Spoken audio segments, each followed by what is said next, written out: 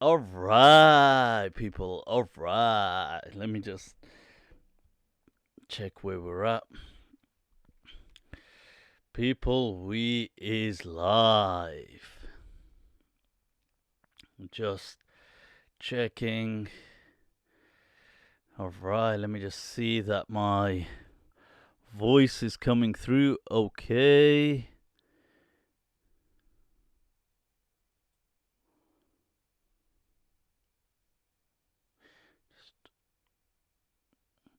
All right, let me just now check my Facebook, gente. Where is the Facebook people at?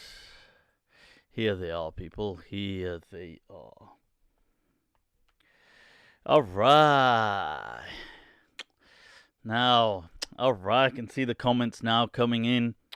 إن الحمد لله وكفاه والصلاة والسلام على رسوله المصطفى وعلى عباده الذين ارتضى ومن بهداهم اهتدى وبآثار أهل المدينة اقتفى وبعد فالسلام الله على القوم أهلا وسهلا بكم ومرحبا Huanying Leute, bienvenidos a todos people.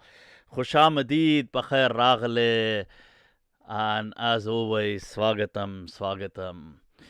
Right, so first of all, I just need to double check because I'm always, especially in these are relatively early sessions with the new setup, so I'm always kind of fidgeting with some of the mic features um,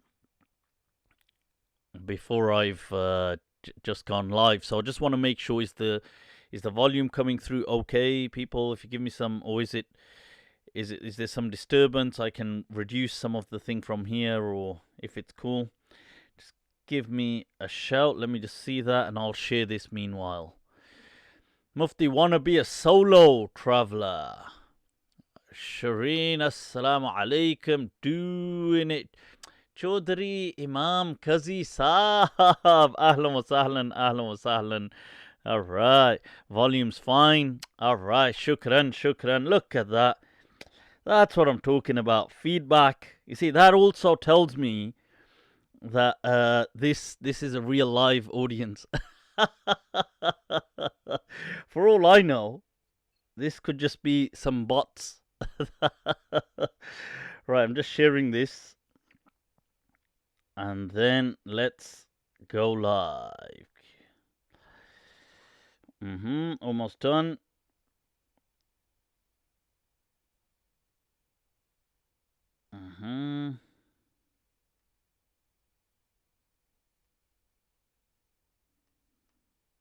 All right, that's done. Those of you that are familiar with the Alan Turing test, you see, that's what it's because it's to do with consciousness of machines. You see, so how do we know if machines could become conscious? And one of the, I'm not saying this is a decisive test, but one of the tests, this Alan Turing test, is that if a person is made to speak to two different interfaces, two screens, let's say, and one of them is a computer and one of them's a real person chatting, but he doesn't know or she doesn't know which is which. And they have to ask certain questions and see the responses, and they have to make an assessment. Which one do you think is the real person? Now, if they get it wrong, that goes to show that perhaps computers could be conscious. I mean, this is one of the kind of there's obviously more to it, but that's one of the theories because a person can't seem to differentiate. Like they could ask them questions about feelings, about things, and but that's fascinating. The one of the last rover, the Mars rover, that was that had just kind of shut down recently. Just I believe was it just last year? Shut down in on Mars, and the message it left. It's really interesting because it it said that my battery is low because it runs on solar power kind of energy, and it said that my battery is low and it's getting dark. And that, it's amazing because that evokes a kind of a feeling. When you read that, you feel as though like a sense of sadness because it then shut down after that. That's amazing, isn't it? Because that's, in essence, a robot, but you can't help but anthropomorphize when they use words, because the robot, this was the message from the robot to the to NASA, that that my battery is low and it's getting dark, so this is goodbye. And you think, well, that's just so dramatic, man, dramatic. So, right, people, volume is fine as your infectious laugh. All right, doing it, you're doing it. On that note, let's begin as always. Let's see, what have we got? What is going on, people? As usual, those of you, mi gente, my people, Facebook, YouTube, familia, and the haters that are watching, subscribe, yaar. I don't want the haters to also miss out on saying, oh, he said something on this and we missed out. But let me bring up. हुई खत्म जब से वो सोहबतें मेरे मशगले भी बदल गए. कभी रोए शाम को बैठकर, कभी मैं कदे को टहल गए. तेरा हाथ से छूट गया तो लकीरें हाथ की मिट गई. जो लिखा हुआ था वो मिट गया, जो नसीब थे वो बदल Wow. Can it really be a majlis unless we begin it with some shairi?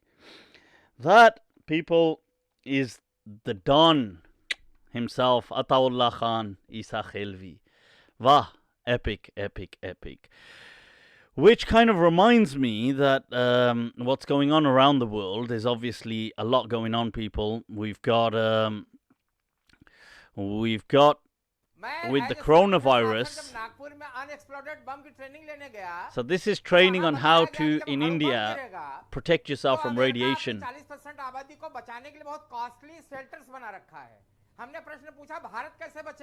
कैसे बचेगा? खाई खोदिए, ऊपर बल्लियां रखिए, पत्ते रखिए और गाय का गोबर 1.5 फीट ऊपर लगा, लेयर लगा दीजिए. 1.5 फुट ऊपर गाय का गोबर.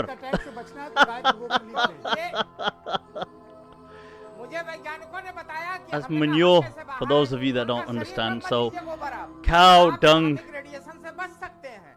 गाय का गोबर लीप ले तो रेडिएशन से बच सकते हैं. जी हां. So cow dung, people, can save you from radiation. आप गूगल पे देख लीजिए. एक बात सर बता दूं, इन्होंने बताया गाय का गोबर लपेट लेने से ये होता है, बिछा लेने से ये होता है. सर एक रिसर्च ये नहीं बता पाए थे, इन्होंने पढ़ी नहीं वो लाइन, ये भूल गए थे, जल्दी आ गए. आधा किलो गाय का गोबर अगर ये खा लें तो दिमाग भी बढ़ता है sir.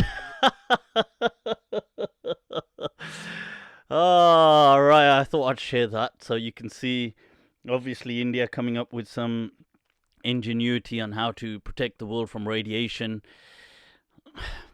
Nobody was really looking at it, but there it was, right there on the floor in front of us.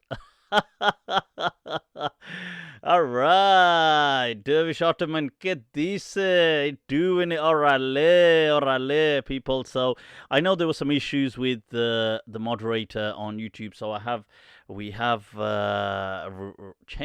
replaced Tajdid, people. So cool. I hope your questions can get through. Those of you that are on YouTube, feel free to post. Obviously, any haters or trolling, any trolling will be blocked, and feel free to support the effort with the super chats. Wow.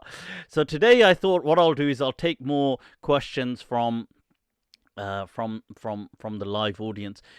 Before we get into it, some of the things that have been going on. So first of all, for Delhi, it's so heartbreaking, really, to see what is going on.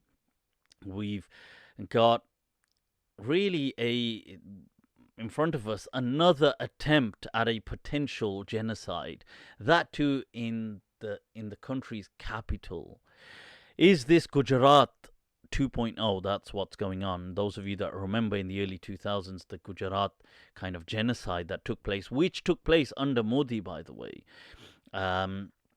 I mean, in Gujarat, obviously, he was responsible for Gujarat at the time. But the point is that how something that was a nation issue, it was only so long, which was the CAA, and I've spoken about this, that India was having a kind of people's revolution, that it was only a matter of moments, really, before the Indian politics were to kind of, and the right-wing factions were to kind of just burst and erupt with the kind of hatred, genocidal hatred that they've been containing. May Allah really make things easy for the people suffering there, whether they are Hindu, Muslim, Christian, Sikh, and may God show sense to some of these people. It's amazing. It's amazing how, to what extent people will go over what? I mean, in essence, they are the same people. I mean, one person is a Muslim, the other person may be a Hindu, but they are the same people. I mean, it's not, and it's amazing how hatred kind of takes root. May Allah make things easy. In other news, the coronavirus has been really causing, headlines everywhere. There's been more cases in the UK. I think now they've confirmed 36 cases. So there are a lot of reports stating that it seems to affect only more a particular, maybe people who are very old or things like this. I don't know how reliable those reports are, but it seems to be saying things like that. There's been several people who've been released from the quarantine within the UK. I know America's had its first death as well related to the coronavirus. And it's shocking how scary this is in a way. Pakistan's had its first few cases of infections, but yeah, salam, I've heard that I think Indonesia is amongst one of the countries that's tried to come up with an antidote and has produced something. I know China is using, I think there's 5 top runners that they're using as kind of medicines, but the results are due in April. And then they say, oh, it's April's Fool. They got April Fools. Oh, they go, buhao. This one not good, buhao. Right, so, but yeah, let's see how that goes on. Meanwhile, speaking of the coronavirus, you can see here Pakistan is ready to fight it, but you can see the shoes. Right, that's hilarious. So, people, that's what's been going on. Right, let's move to some of your questions. There was a question by Sahan Mahmood. Sahan, you're doing it. What is the worst hate you have got from Muslims?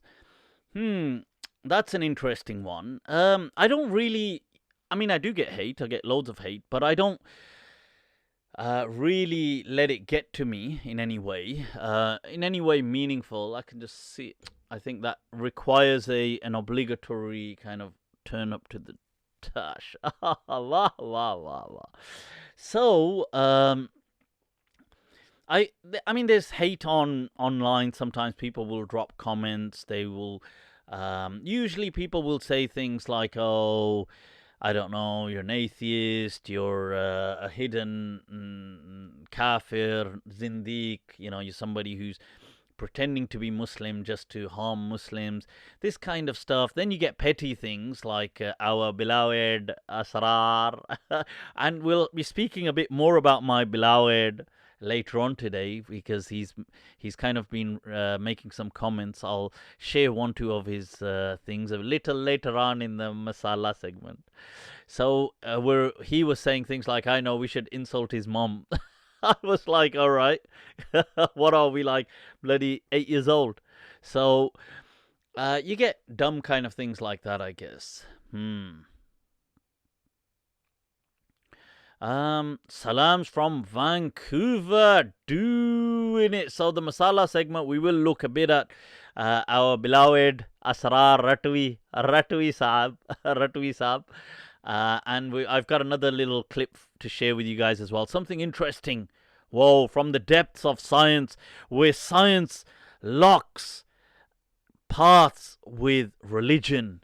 And we will have some guidance from to do with the miswak. I'll be sharing that in my Mufti Masala segment at the end. So, Henna, you're doing it. Ahlan wa sahlan. People, I want to make a comment as well. I know there's all kinds of people tune in, show, because I was asked about hate, and there's many people give much love, and much love right back at you people. Right, shukran. So I do appreciate all of that, and obviously there's people on here sometimes that don't, maybe they don't have much of they don't message me much or things like this. But I'd like to say is that please keep it clean, this one. There's some hanky-panky going on, so some people, are they coming on my lives to find some of the female participants, the female participants? And then they're trying to message them privately and trying to, no, this one not nice, okay? This one get blocked, okay? So don't be doing any of, please keep it civil, people, civil, okay? How do you become your murid? Allah, wah, murid. Look at this, Allah, how do you... Kya, murid, yaar, ana urid wa anta turid. Allah. Keep it clean, that's the one, keep it clean. Ghalib ji, shukran, much love, right, back at you. I didn't see the message though. Super Dragon, Mufti, will you marry me? Oof, yeah, kya scandal, this one scandal. Scandalizing me, the and then I don't know, what to do now. Tokuya Madza, who is Dervish Ottoman? Dervish Ottoman, YouTuber Mano, right here. Don't worry. So, by the way, if some of you are interested in being moderators as well, you can reach out to me, message me. I think message me more so maybe on Instagram, and then some of the other things. I'd like to know, for example, how, if you have been following my stuff and this and that, and if you are interested, and then why not, okay? So what is going on, people? What is going on? Mufti, people are calling you a Dajjal. Vigilant one. I've actually got a clip on Vigilant one. You can watch that. It's on YouTube. Right. Is rat poison a secret to get rid of Hazrat? It's hilarious, honestly. Those of you that did miss it, right, just one moment. I'm just going to come back just to remind some of you what the... I did... This was in last week's... Those of you that haven't seen my clip reply to Ratwi Saab, this was my response video, my buddy here. So you can see Ratwi Saab, who I had a debate with last week, and that's on my YouTube channel now. So do check it out, people, do check it out. But that was obviously in reply to my beloved. Mufti, was it real rat poison? Of course it wasn't. He was faking it. Oh, he was blagging, this one blagging. Right, what have we got here? Question by Kapil Patel, you're doing it. Recent scholars, being politically correct, state if unbelievers were not sent a messenger, then they will be forgiven. However, Allah states that a messenger sent to every nation. Kapil, that's a good question. I don't think there's a contradiction in the sense that, right, I'm just bringing up the Facebook comments as well. They keep, with this OBS, they keep sometimes kind of disappearing, so I have to, right, so Allah does mention in the Quran, وَمَا كُنَّا مُعَذِّبِينَ حَتَّى نَبْعَثَ رَسُولًا. And then Allah does say, and we've sent, another thing, we've sent messengers to people. But does that mean by we've sent messengers, to each people came a messenger, that every person always received a messenger?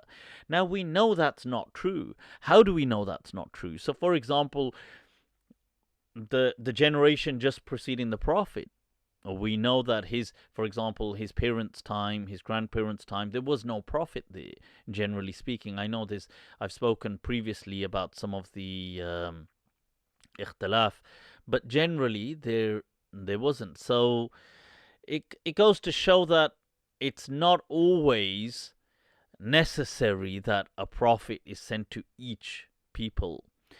But there have been many prophets and messengers sent out to diverse people.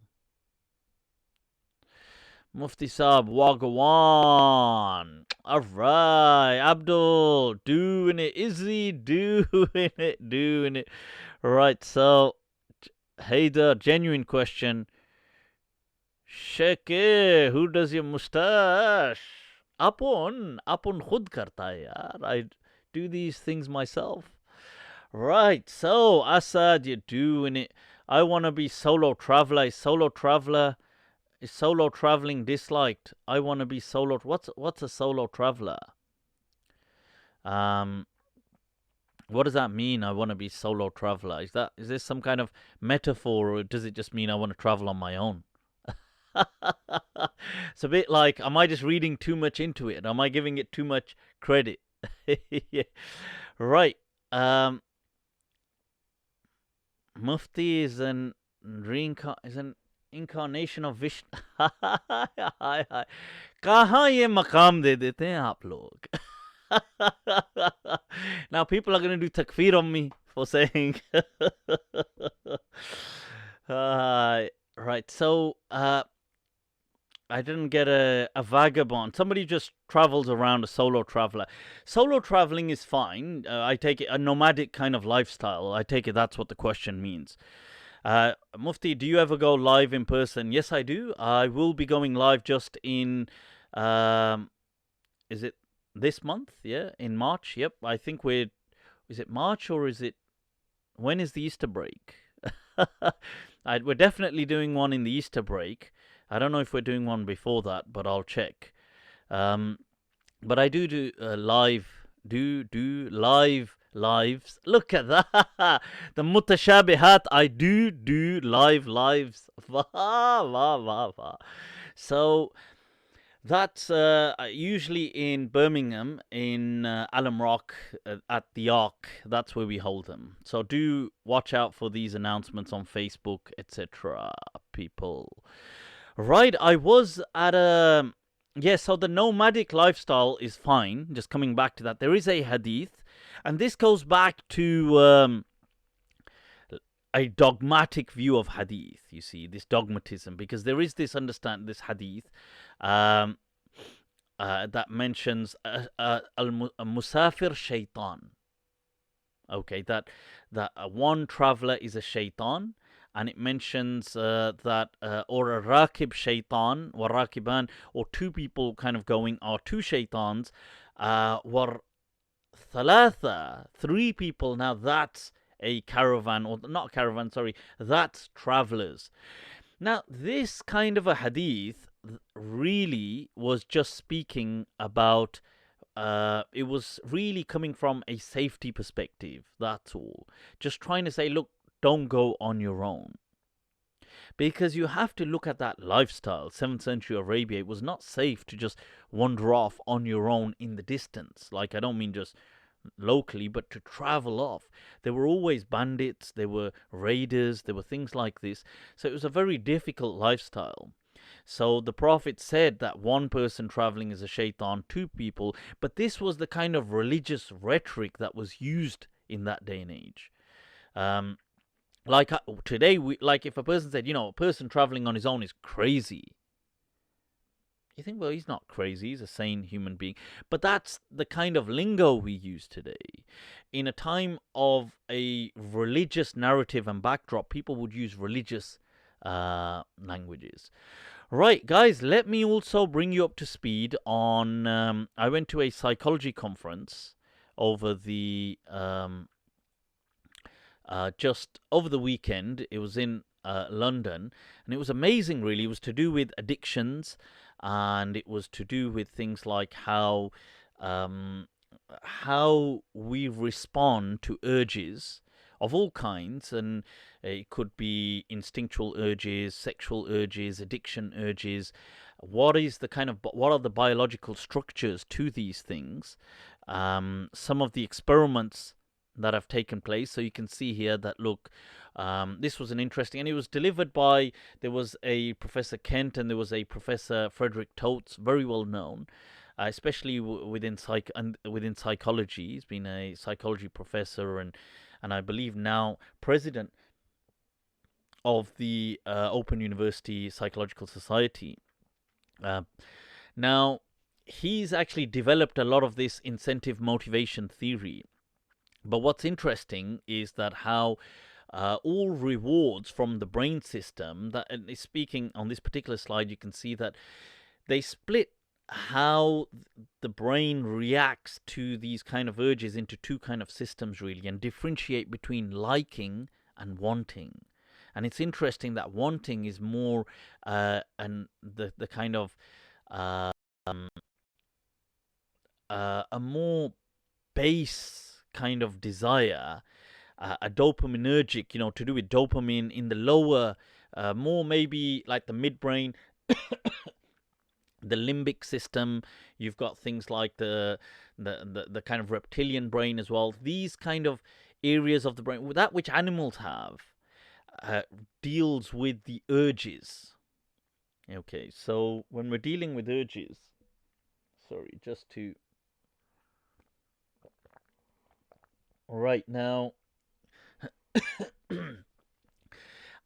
and there is a liking element that is differentiated, and that is more the neofrontal cortex, which is the upper part of the brain. Now, it's interesting what there were some of the studies that were shared. I'm just bringing back the comments here. Now, what they did... You see, what was being discussed was this differentiation between liking and wanting, that sometimes most people don't differentiate between them. They see them as synonymous, but a lot of studies have shown that these are separate things, that the wanting is a kind of like a subconscious, it's dopamine related, but the liking of something is actually more in the, it's more to do with natural opioids and things like, it's not actually the dopamine driven kind of pathways. So an example of this is a person could be addicted to, let's say, to gambling. It could be addicted to drugs, could be addicted to sex, could be addicted to all kinds of things. Now, all of these were being brought in under the same, that all of these urges actually have the same pathways. It's the subcortical kind of brain pathways that to do with dopamine. Now, somebody could be addicted to gambling, that he goes to gamble, but he doesn't actually like the fact that he does it. You understand? That there is a distinction between these things. And also, there was an interesting part on what is called the sensitization, that we may all be exposed to something. So let's say we're exposed to gambling, we're exposed to drugs, we're exposed to sex, exposed to pornography, exposed to these kind of things. Some people react, there's a small percentage, maybe 15% or so on, of people that react with hypersensitization to these things. That their brain kind of associates a much more deeper value to that thing. Now, other people may like it as well, but the kind of buzz that it creates for these people is much more powerful, and this is where you get the addicts. So not everyone who, for example, will try drugs will become addicted to drugs necessarily, but a certain core percentage will. And that was really fascinating. And there were studies with where they had these kind of planted electrode implants into these rats, right into the amygdala. And what they would do is they would associate that with a stimulus. So now let's say the rat has to press a pellet and he receives a reward. He receives something to eat. Now he has to press it a few times, but then every time he presses it on one lever, it also activates the amygdala with the electrode implant. Now he doesn't feel anything. They did several tests to say that it was absolutely painless. Now, on its own, the rat doesn't seem to care about the laser implant. But when it's associated with a stimulus, it becomes so much more addictive. And it was really amazing because they tried this with negative stimuli as well. So, for example, there was a rod inside a cage, and the rat would touch the rod. Now, once it touches the rod, it would receive an electric shock. So the rat would maybe touch it once, maybe twice. After that, the rat would never touch at all that rod. In fact, it would stay well away, and in many cases try and fight it off, like there's some sand, and try and throw the sand over it as a defense mechanism. But what's interesting is when they got the rats with the electrode implant to the amygdala, and they touched it and received a shock, but at the same time with the shock it activated the amygdala, these rats incessantly kept on wanting to touch it. And it's crazy because the rats have never wanted to, throughout rat history, want to receive an electric shock. They don't ever want to do that. And it's amazing. I mean, wow, it was a very fascinating conference. And it's to do with, generally, I mean, one of the key themes was differentiating between liking and wanting when it comes to urges. That wanting is more a kind of subconscious, deep brain, primitive thing that we share with all animals as well, that we get an urge. So let's say in heterosexual males, they were showing that they would get a strong, like that would be the subconscious, subcortical pathways. As soon as they see let's say something like an attractive the physicality of an attractive woman, it will straight away may trigger the subcortical pathways. Now that is then controlled with the prefrontal cortex. The new modern brain regulates that, like, oh, okay, behave. Otherwise, it's a very, like a kind of like an animal-like instinct. So there was a differentiation between these things, but it was incredibly fascinating. I loved the conference overall. Cool, people. Right, I thought I'd share some of that. Let's move on to some of your questions. People saying it's like when people lick a battery. That's interesting, Claire. I never thought of that, actually. People become kind of addicted to sometimes licking batteries.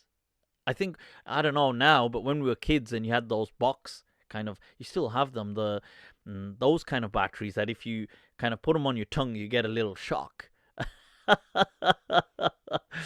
Well, Harun said, Mufti Saab, please speak about coronavirus. What do you want me to say? Hum kya kare? What can I do? I would say that, look, it is scary, but don't kind of kill yourselves to death worrying over it. Okay.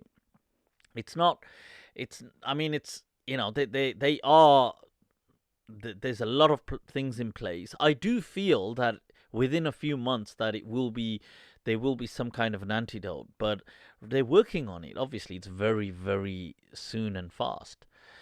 Right, Mufti, can I have, is it haram to, what are the, Mufti, will God punish me if I travel alone? Abey, yaar, what are you still doing here? I thought you'd set off.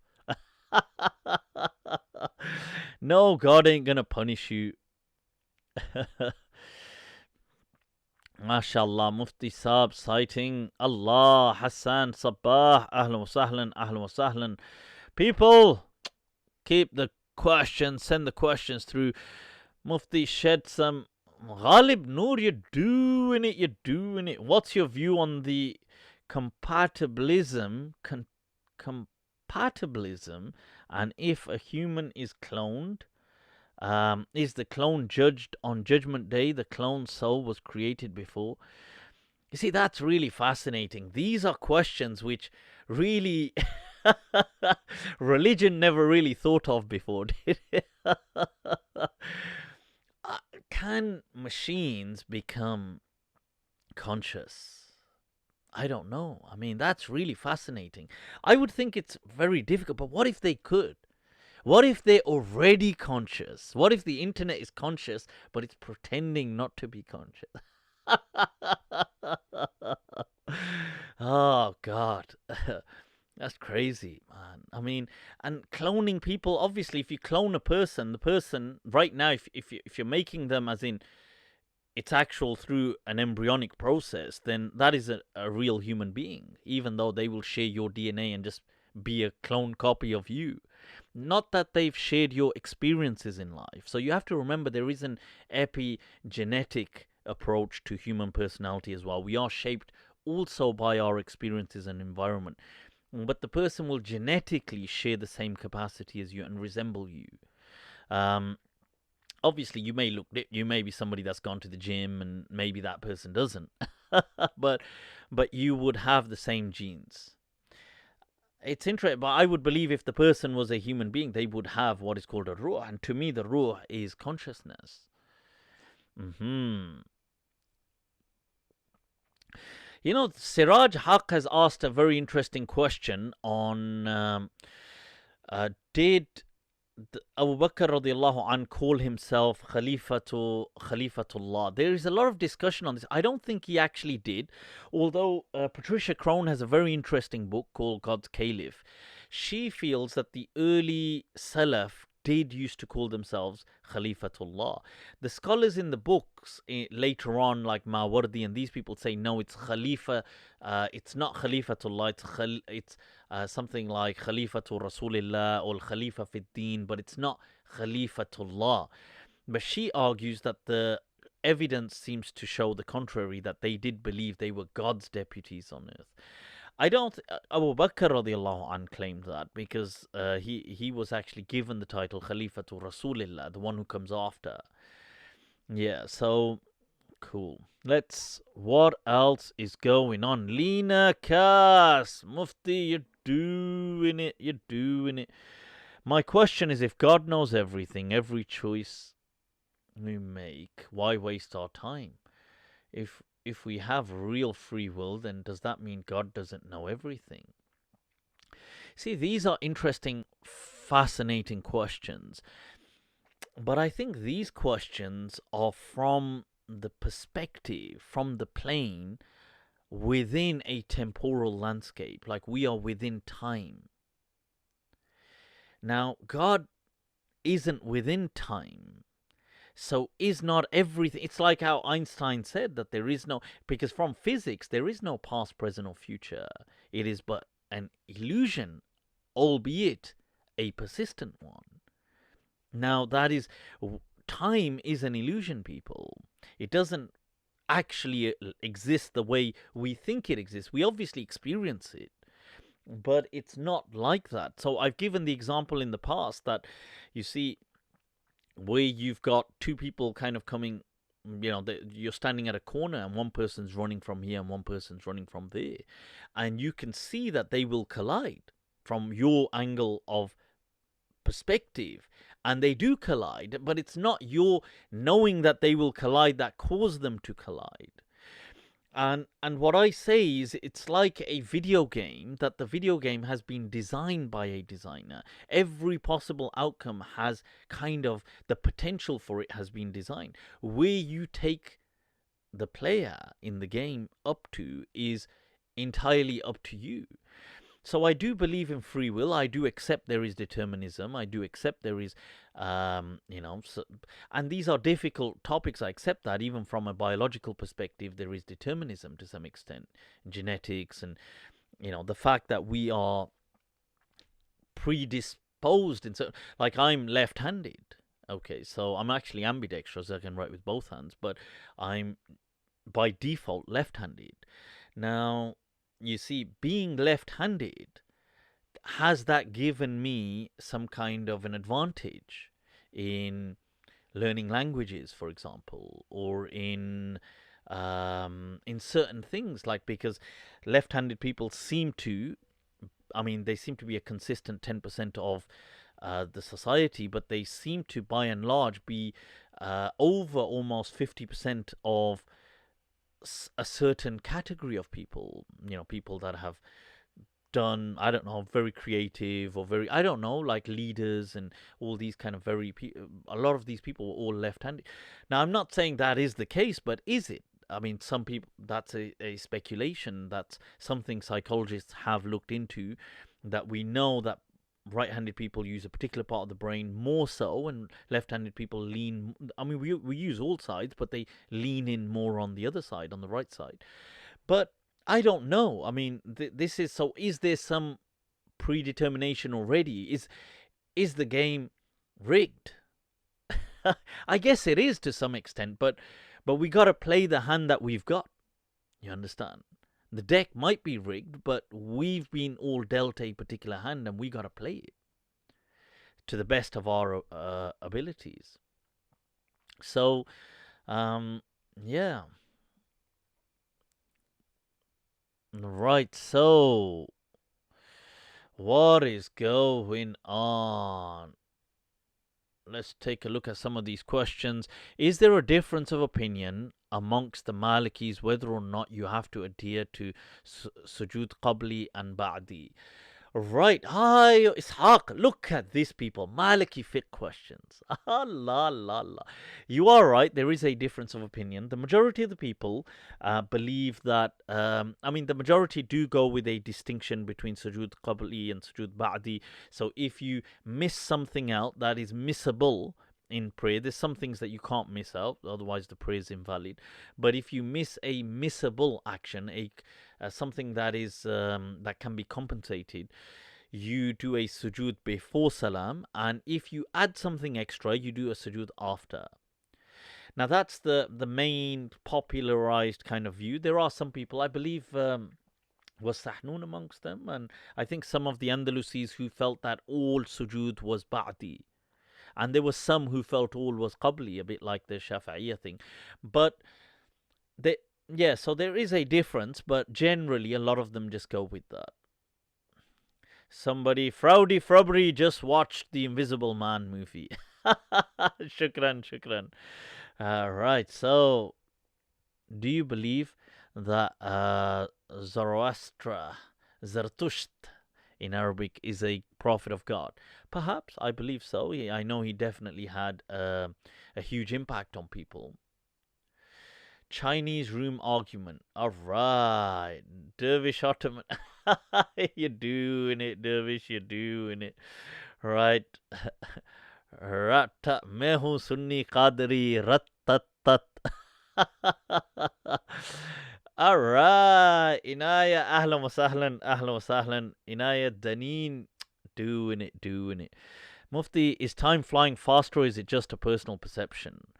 I don't think time flies faster, but what they show is that as a person ages, I suppose like me now, aged, in this old age now, sometimes I think of my disturbed mind, and I think, God, I hope I'm not that disturbed as an old man. I think that's like my freakiest, scariest thought to... I don't know. I wish I could share more, but scandal ho jayega yaar. There'll be the scandal,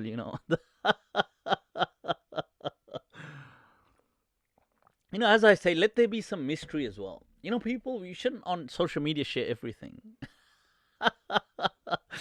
Right, so is that Ratty? No, I'm gonna speak about our brother Ratwi Saab later on. Right, tea is fantastic, sir. Mufti, can you speak butt slang? Is that the wabat yabo sabain? Or is that the atway oye ain say? I think we learnt that as teenagers. That's like in the early 90s, I think I learnt that. Not that we really needed it, because, you see, we could speak another language. We're like, hey, kya banap ya? And they're like, cha Allah, egalla. See, that's for people who only spoke English. So, they needed nay. They needed it. There was that one. There was the other one with the B, wabat, like I said, sabaying, and that kind of stuff. But yeah. Mufti, what is the closest you can be to the truth? I'm not sure what that means, really. What does that mean? I mean, what is truth ultimately? You see, this was my discussion with some of the ex-Muslims, that what is truth? Is truth something that is meaningful? Is truth something that holds true to us? Or is truth just something that is simply just quantifiable and quantized? Is this what truth means? Like, truth is only that which can be measured. So the fact that I'm angry, I suppose if it could be measured by my blood pressure, I don't know, let's say the systolic blood pressure rises, and therefore somebody could say, well, I assume he's angry, the blood pressure is going up. But I could be anxious and my blood pressure is rising. I could be excited and my blood pressure is rising. So, I mean, are we saying these experiences are not true because they can't be measured?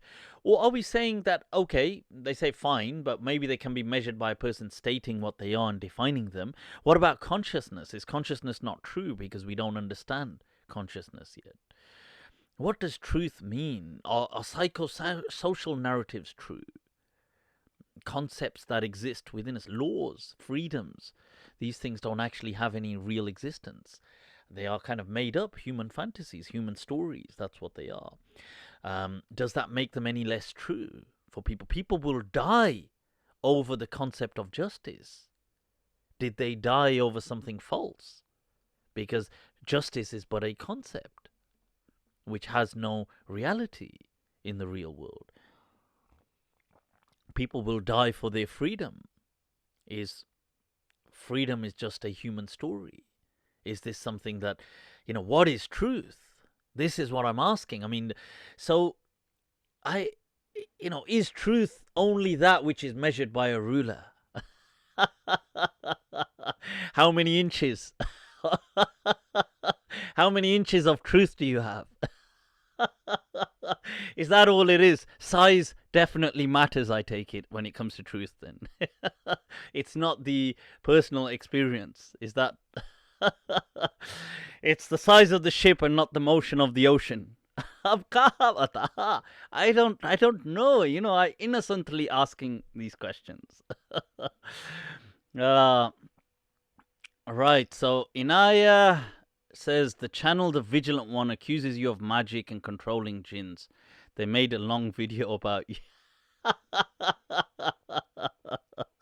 You know what's amazing is I actually debunk this whole jinn demonic possession thing. But yet people think on the sly I'm controlling jinns. And people, I'll tell you something that's been a kind of a strange, almost flattery for me. That I've been flattered by this kind of hate comment. That people said he definitely uses the jinn because that's how he has so much knowledge. And I was like, I won't lie, I was like, you naughty, you teasing me? You trying to say I'm knowledgeable, you know, this one? So that's where I was kind of like confused that, you know, on one hand, what nonsense. On the other hand, okay, carry on. So, Mufti, a lot of channels call you the Dajjal. Fine, let me be the Dajjal. If that's what, you know, if it floats their boat, then Dajjal it is, people. What does that even mean, the Dajjal? Do they think I'm the actual Dajjal? Like as in the one-eyed...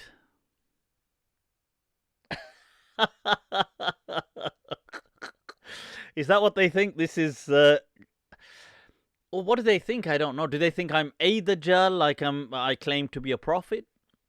I've never claimed to be a prophet. Let's take... You know, I had... By the way, I brought this. I don't think I ended up... I was thinking I was going to share a poem. Where did it go? Yeah, I had put a poem aside, actually.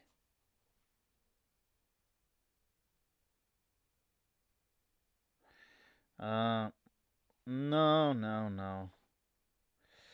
What about this? While some of you are thinking of your questions, this is a poet. I think I've shared some of his stuff before, because I wanted to share one of his poems, and then, unless I did, I don't think I did, because the book was still here on the side, unless I was intoxicated and forgot all about it. But he has this poem. This is Vasi Shah, and he has this poem. I mean, he's got a few books out. This is Aankhein Bheeg Jati Hain, that the eyes roll up with tears. That किसी की आंख से सपने चुरा कर कुछ नहीं मिलता. That मुंडेरों से चरागों को बुझा कर कुछ नहीं मिलता. That he's kind of opening this up, and I'll share some of these lines with you. It's actually very fascinating. हमारी सोच की परवाज़ को रोके नहीं कोई. That nobody should really... This ties into what some of you were asking. Nobody should really place parameters on our thoughts. नए अफलाक पे पहरे बिठाकर कुछ नहीं मिलता. You know, people who try to guard the new frontiers, by doing so, they achieve nothing really. He says, कोई एक आद सपना हो तो फिर अच्छा भी लगता है. हजारों ख्वाब आंखों में सजाकर कुछ नहीं मिलता. That उसे कहना के पलकों पर न टांके ख्वाब की झालर. समुंदर के किनारे घर बनाकर कुछ नहीं मिलता. Allah. He says that somebody should advise them not to... This is slightly pessimistic almost, this line, that not to kind of hang up all this tapestry of dreams in their eyes. That to build a mansion next to the sea, right in front of the sea, is futile. That he's trying to say that it's nothing, but it will just, you know, waste your efforts. That फ़क़त तुम ही से करता हूँ मैं सारी राज की बातें. हर एक को दास्ताने दिल सुनाकर कुछ नहीं मिलता. Allah. He says, it's only you who I share these secrets with. To tell each and all these things would never... You know, you get nothing by sharing it with everyone.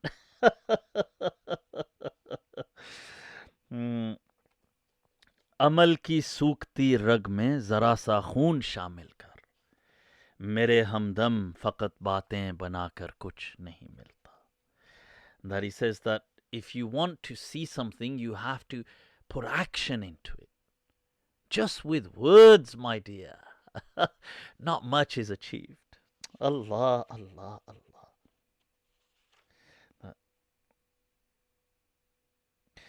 मुझे अक्सर सितारों से यही आवाज़ आती है, किसी के हिज्र में नींदें गवाकर कुछ नहीं मिलता।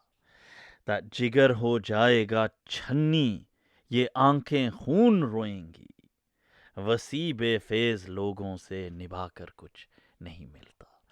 That's really, I mean, he is a contemporary, quite young kind of poet, very interesting poetry if you are into it.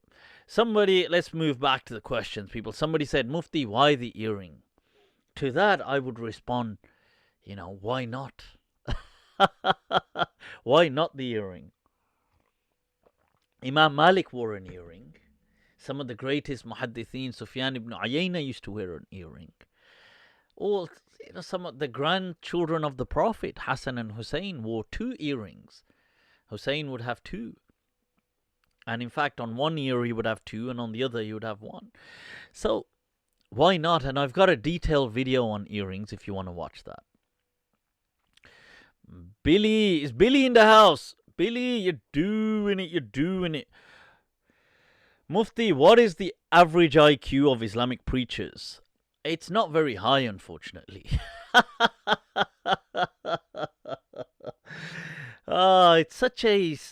sometimes though, it's almost, almost enviable, the kind of certainty that people have, isn't it? Like amazing, not in a negative way, but you think, wow. But they're so dogmatic and so close-minded, some of these preachers. Yeah. Somebody asked, wait there, Inaya said you missed a... where did I miss? Oh, right, Ghalib. All right, you're doing it, Ghalib. Where were there female prophets, and what's the evidence? That's a very fascinating question. I've answered that before. Now, were there female prophets? I believe there definitely were female prophets. I believe Maryam alayhi salam was a prophet of God. A prophetess or prophet, female prophet, however you want to say. And this is nothing new, that the scholars of old have debated this. Now, Ibn Hazm, who's from almost 1,000 years ago in Muslim Spain, he writes that in his time this became such a heated debate in Muslim Spain. And he says it reached such heights that it hadn't reached anywhere else in the Muslim world. Now, why do you think that was the case? Why did the Muslims of Spain become so passionate about this topic as opposed to the Muslims of Baghdad, of Cairo, of Jordan, of Lebanon, of Tunis, of Fez? Why did the Muslims in Muslim Spain become so? Because in Spain there was a much greater presence, a psychosocial narrative of the matriarchal kind of spiritual or the matriarchal religious figures, such as with Catholic Spain, with the Roman Catholic or the Catholic Christians, who really venerated Mary, to the Mother of God. So you can see that there was this atmosphere where it made Muslims also think about it. And although obviously Muslims don't call Mary the Mother of God, but they definitely saw the virtues of Mary and recognized that she was definitely a prophet of God. And I fall in line with that as well, that there were female prophets, and amongst them was Mary. I don't think many of them have been mentioned in the Quran, but I think Mary has. Some people have said maybe the mother of Moses was a female prophet, or maybe I would argue that I would feel that also the wife of Pharaoh was potentially a prophet of God. Potentially, because she kind of embraces and suffers as a consequence. Now, yeah, I mean, but obviously this is speculation, but this is this is how I fall in line with that kind of thinking.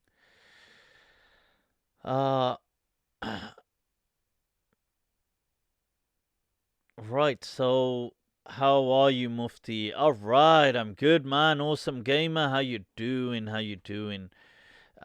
Is the Quran alone movement the future of Islam in terms of progressive values? Subhan Malik. I don't think so. In my understanding,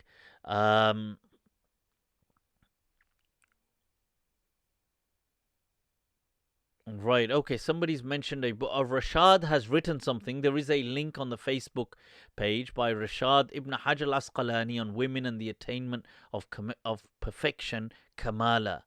And that's by Rashad Ali. There is a link on the Facebook. Do check it out. Obviously, some very interesting academic points always put forward by Rashad.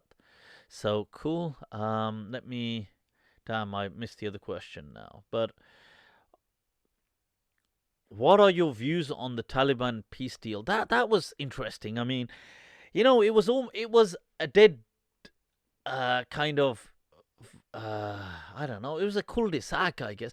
The Americans weren't going to get anywhere with the Afghans, and I guess they're just running out of money now.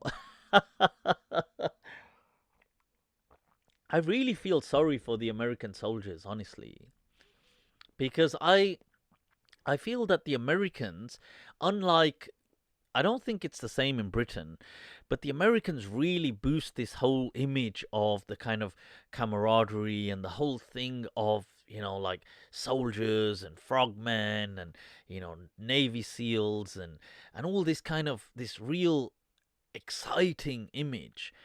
And a lot of people then, they're enticed by that.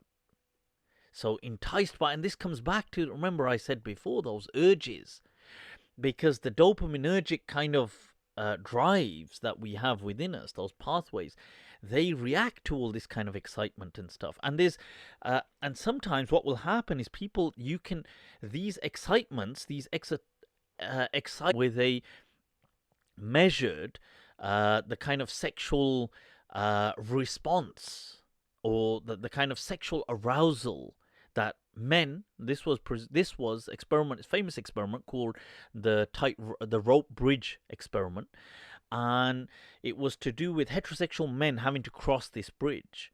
Now, one bridge was just safe, like it wasn't, scary, and they crossed it, and on the other side they were interviewed by an attractive female about how they felt, and they were kind of measured for their sexual arousal. Now, they measured, just normal. There was no real kind of major fluctuation. What was interesting is that the other counterpart group, they were put on a frightening bridge. That was like, they had to cross it. It was one that kind of moved, and it was on ropes, and it was a really like a frightening experience. Now, when they cross over and to find an attractive female that's interviewing them, that fear response, that drive, spills over into the sexual excitatory kind of area. So their sexual arousal is much more heightened than it was with the other group of men that walked across a normal bridge. So what I'm trying to show here is that these things, when you show people exciting things like this, it triggers those base urges that, especially, in this research, it was with men, that men seem to respond to quite passionately. And hence you see, so for example, when they're selling cars, they will put beautiful women, very kind of like sexy models and things, standing next to these cars, these supercars, because what will happen is that will trigger the base subcortical kind of urges in especially in heterosexual men. Now, but they will understand that these women are not available, but what is available is the vehicle, and they will just buy that. Because, and even though they may think, look, I can't really balance it, or the rational mind is meant to think, no, it's not really worth it, or I could get it cheaper. But at that point, because the subcortical urges are so strong, the rational mind is kind of blocked out. So people just buy cars and do these kind of. This is why it works with like getting beautiful women to sell things. Why why does it work? It works because it triggers those same base kind of urges. So it's in a similar way, they will sell things like join the army, join this thing through excitatory kind of pathways. Now, these guys go over, they join. It's absolutely horrific. They're not well supported. They're not well they're not given adequate kind of gear, adequate kind of things. They are given stuff, but they suffer. They come back with post-traumatic stress disorder, and then they're just renounced by society, and they just become like hobos and homeless people, and except they've got all this rage, and they've witnessed murders and killing, and now they're just back in a society on a park bench, just sitting there drinking themselves, to drinking away their miseries. And it's a shame. I do feel sorry for what a lot of these kind of soldiers go through. So, and I think it's really the fault of all these politicians that exploit them. But cool, let's move on. Car models are usually at a car show, yeah, but also in other places as well. I mean, at a car show and things like this. But that is the purpose. That is why they have it, because what it does is, whether you're going to buy it or not, your memory of something is to do with how you felt about it at the time. Now, if I have something here which I want you to remember this and say, oh, this was the baddest car there was, this was the most awesome car, I want you to relive that experience. So what I do is, if you get 2-3 very, hot models to kind of stand there, that will trigger subconsciously these kind of dopaminergic pathways in especially in heterosexual males. Whether they do something or not, they won't do anything, but it will subconsciously trigger it, which then gets captured by that memory and the experience. So although you forget about this later on, it doesn't mean much, but you'll always think, oh, that car was amazing, even though it may have just been okay. But do you see what I mean? They enhance your kind of memory and experience of it. But these are like psychological tricks that advertising companies use all the time. Right, so it will trigger his wife too. and obviously the slipper coming at the back of the head. He's like, oh, I brought you along as well. Can I do a trade-in? I'll tell you what, I'll trade her in for just a tire. And I'll sell the tire on eBay. It's still a win-win.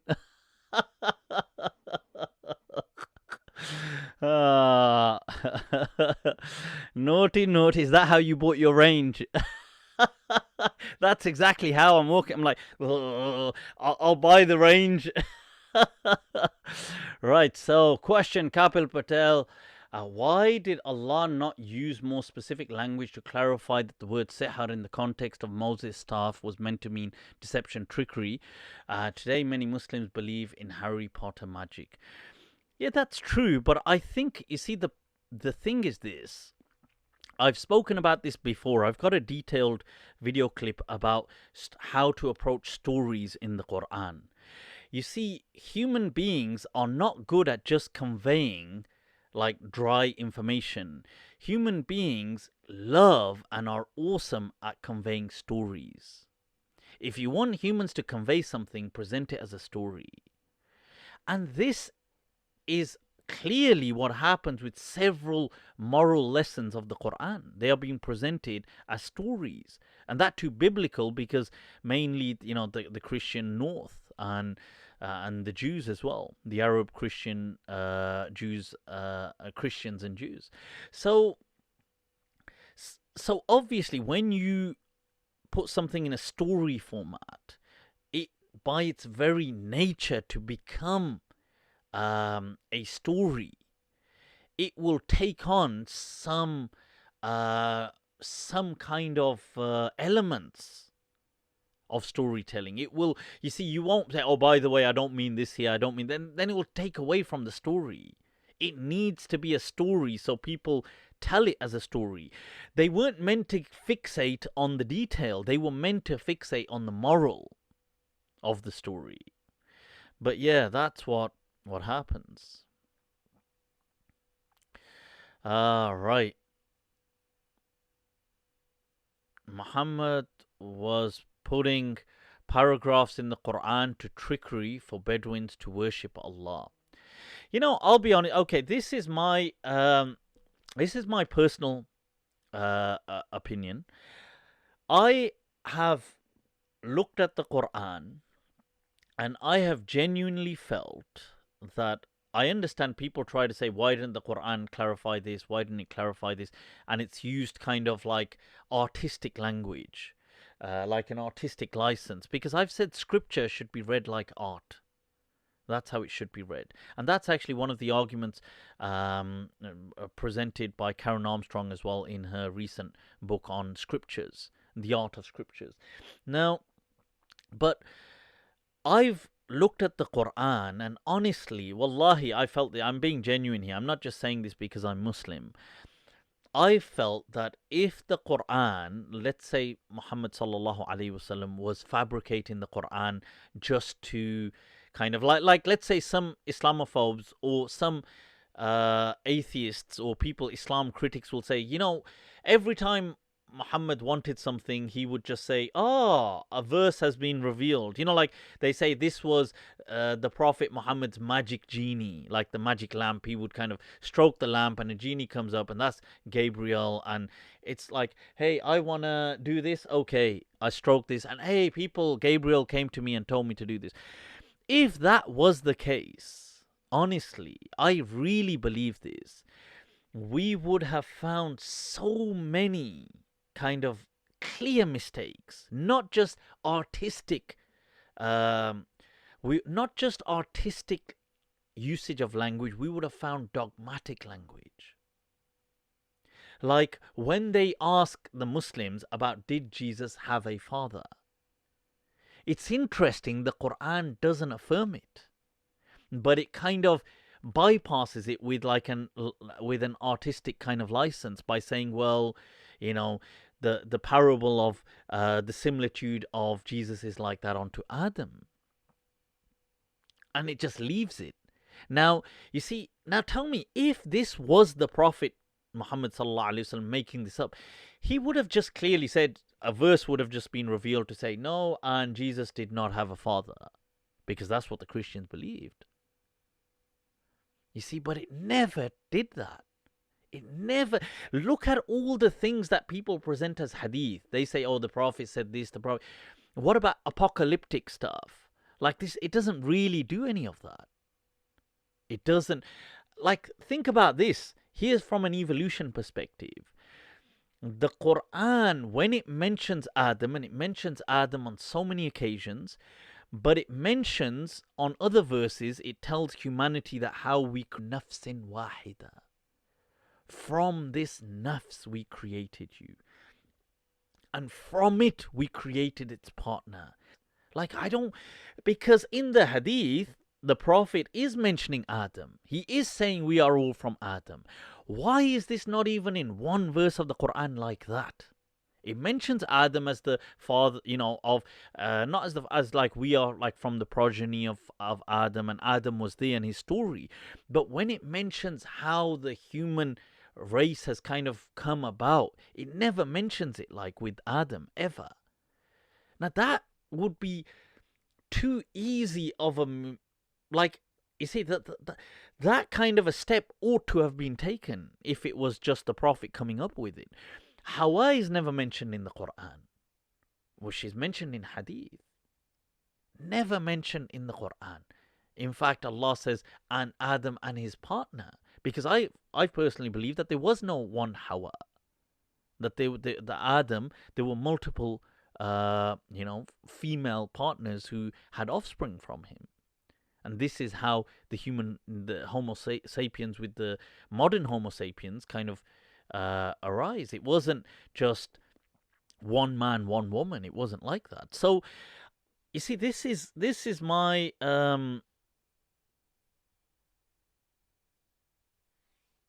right. So this is my thing. So I feel that it's, You know, if you want to criticize the Quran, then I feel absolutely, but you should be kind of fair as well. I feel, in my understanding, that Adam alayhi salam is the father of the cognitive revolution. So he is the one who had the cognitive revolution. And from him, all modern people are related to him. They do go back to him. That's why we're all cognitive humans. But they may have been prior to him, or the women involved, or other kind of genes as well, that then more or less kind of were squashed out or kind of pushed into a minority margin.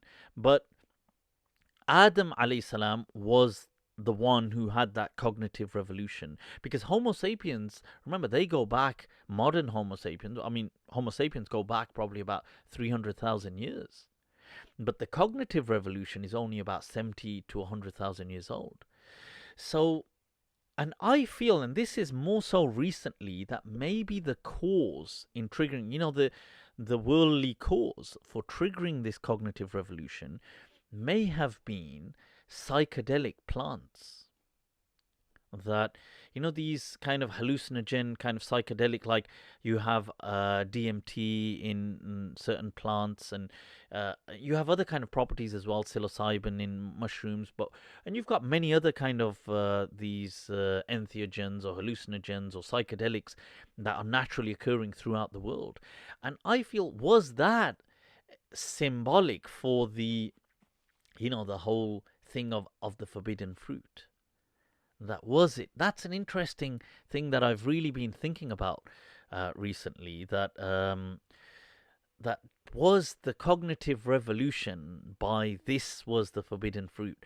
Because, and the shaitan, this kind of insinuation that he's having, that to have this, because it will open up for him.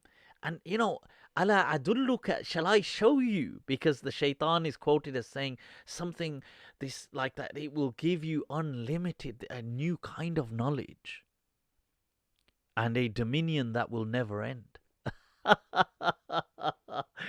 And truly, don't you think so? I mean, that the world of psychedelics is something else. I feel that it's something that delves deep into consciousness, and which to me is the ruh. So, yeah, I mean, I actually do, and some researchers have taken that pathway in thinking that maybe what triggered human consciousness was psychedelics, and I'm very inclined in that currently, my current mode of thinking. As soon as the mushrooms wear off, I might think differently. By the way, and I don't think these psychedelics are haram. These are an issue of legality, which I think is dumb. I don't know why on earth the certain governments have outlawed these kind of products. It's ridiculous. There hasn't been a single death from things like psilocybin or DMT and things like this, and yet it's they outlaw it in these countries. And yeah, that's ridiculous. Whereas alcohol is completely destructive, and nicotine can be destructive, and these things are easily available. So it's so the double standards are preposterous. But yeah, why don't you please interview Allama Javid Ghamidi? Oh, Javid Ghamidi Saab did come. I heard it was amazing. He is still in the UK. I am trying to. His conference was when I was attending my psychology conference, which was already booked. So I couldn't really go to Javid Ghamidi Saab's conference. I was hoping to be able to maybe make it on one of the days, but I couldn't. I was just still so held up. But I have reached. I think it'd be awesome if I could maybe meet him. If not, then maybe next time when he comes. I do love his work. His message is so similar to the kind of stuff I say and the kind of stuff I teach. So I think that's definitely amazing.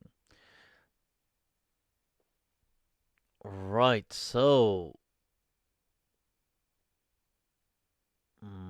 Right, you're a Homo sapien. What is your take on polygamy in an Islamic sense in the modern world? Please answer. Ashraf has got the question of polygamy. The harems. Allah.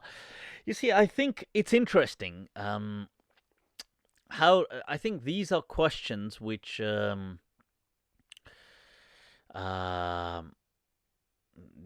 a lot of psychologists and other people have tried to look into. It's so difficult because modern society is going one way and some things are not in fashion to say so. So it's difficult. Even Frederick Totes on one of his lectures is mentioning, we're speaking about these kind of things, about sexual variation between heterosexual men and between women. And he even has to begin by saying, and this was only from last year, I think, his lecture, where he begins by saying that, look, I can say this here, but I can't say it on the other platforms because, there's just too much of a feminist reaction. And he's a very, like a balance. He's not like, he's not a misogynist or anything like this. And he's very feminist in his search for rights. But it's just that the brains do act they do act differently. There is variation. And what's interesting is it's to do with not the, you see, like I mentioned before, you have the wanting and you have the liking. Both genders like sex probably equally. There's like an equal liking towards it, like the value associated with it. But the wanting may vary. So the wanting, the dopaminergic drives in males are actually triggered by a lot more, like triggered by visual things a lot more. So in fact, studies that men, when they're shown an image of a woman, it will create a reaction if she's attractive, even if. And what's interesting is, let's say, and this was actually cited in this weekend's conference that I was at, that let's say men look at just lingerie on its own. There's no woman wearing it. They're just shown a picture of a bra. At a subcortical pathway, it's enough to trigger some subconscious kind of they may not do anything. You might not notice anything, but subconsciously it will trigger some dopaminergic kind of pathways and have a response. Women, it won't. Like if a woman was shown a picture of like boxer shorts. But what was interesting, this is really interesting. For women, it would if they touched the boxer shorts. So that was really fascinating to see that research. But if women touched it, they would then have more of a kind of that those pathways would respond. But if they just looked at it, it wouldn't. And it's interesting. There's a book actually, Why Women Have Sex, that's done a study by it's two. Oh damn! I've forgotten their names right now. Musa and no, I've forgotten the names. But it's a couple that two authors that kind of combine their efforts on this. That why women have sex, and they list something like 237 reasons based on their studies on why women have sex. And it's interesting that only two of the reasons are. One is obviously for children, for procreation, and one is for actual sexual pleasure. And there's 235 other reasons. And they range from like things like, just to feel good about myself, or to kind of, there's things like to get back at someone, or to get rid of a headache, or to, believe it or not, these were actually reasons, or to kind of raise my self-esteem, or out of pity, they had pity, pity sex, right? So, but and that's only a few, and there's like 230 more that they go through in this book. And it's fascinating that, you see, with men, the list would just be tiny. It would just be like they probably like have like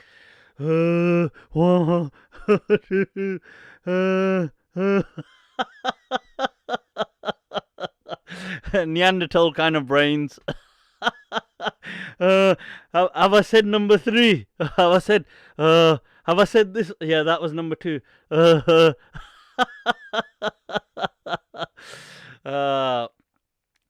Right, so Is he saying only 230? 237 to be precise. But what was interesting was only one of them was for actual sexual pleasure. That was just one. Mufti, do you find Philip Schofield... Do I find Philip Schofield attractive? I don't actually. Not at all. I'm afraid not, my friend. But what was interesting is I always thought he was gay. I mean, I was actually shocked when I found out when he came out that he actually had a wife and kids. I was like, oh, he had wife and kids. Isn't he gay? I thought, isn't he? He always gave that image. You are buying into the feminist. No, I'm not saying this against the feminist thing. I'm just saying that there are certain differences. They're not. Look, it's like this. This is my theory, okay? See, now you're making me kind of put on my kind of psychodynamic hat. From the sexual drives and these kind of psychodynamics, I feel that the way nature has balanced it, like if you look at, like by and large, men will be, like, as counterparts, men will usually, in most societies, be physically stronger than women. Physically, by and large. I mean, not always, but as a general rule. And they will be more kind of risk-taking. They will be more kind of like, and this was needed for hunting and doing all this kind of stuff and being the kind of provider, and especially in evolutionary kind of development. Now, it would make sense that women would hold more of the power in attracting them. Because, you see, that would kind of set a balance, wouldn't it? Otherwise, if it wasn't like that, if they were both just, it would be kind of just too destructive. It would be like a balance. And men would therefore be more driven towards. And I think from a psychological perspective, it's very empowering as well for this. I know, like, certain psychologists have discussed this. For a woman, whether they recognize this or not, but at a subconscious level, to see that how they can make, like, let's say now women, you've got men who are much stronger, whatever, but how they can make them lose their stability and control, just their simple presence can do it. That's like a huge amount of power. Like, if you think about it, that's like and men can't really have that effect like that on women. Not generally speaking, maybe as a one-off, but not generally. And women can just simply, their presence will make the man kind of lose his control. And then you feel that maybe him wanting to be able to have sex with that woman is a way of regaining for him psychologically his sense of control. And this is at a very psychodynamic level. I'm sure other psychologists disagree with these kind of theories, but I see that it is interesting. It resembles some kind of, I feel, truth to these dynamics, that men and women, they work on this way. Society has been set like that. Otherwise, it would just be too chaotic. Don't you think so? If everybody was like mad on it. So I think it's, unfortunately, it's just the men who suffer. They're kind of like, ooh. No, I'm joking. Right, this is me. I'm not mansplaining. I'm just giving the dynamics. It doesn't mean in any way one is superior or inferior. Both are kind of, in that sense, they're equal. They're just different. And there's nothing wrong in being different.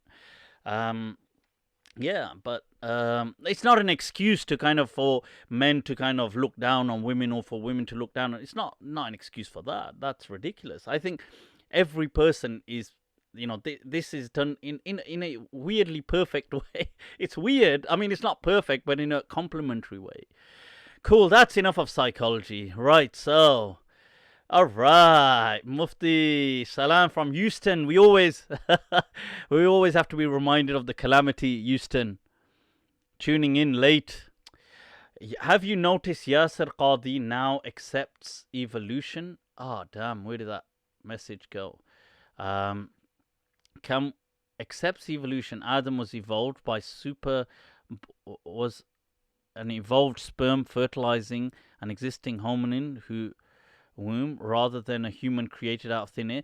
Of course, Kapil, if you watch, please watch my clip on evolution and in the Quran. And I've got a detailed video. That's actually an extract from a detailed video where I've replied to Yasir Qadhi. And I mentioned that evolution it's a fact, and it's ridiculous what these people are saying, and the Quran seems to affirm it. And the Quran is not against this fact that Adam was, he was of womb. There's nothing wrong with that. In fact, some of the verses actually state that. So I just said that people seem to oversee these verses and seem to kind of ignore them. So if you watch my thing on that, right, so Izzy says, the power. Yeah, that's it. Right, so Sophia says, you didn't answer my Peppa Pig question. I wonder what that question is. What's the Peppa Pig question? Kamran, dopaminergic, vajiva. Hi, kya kare baba.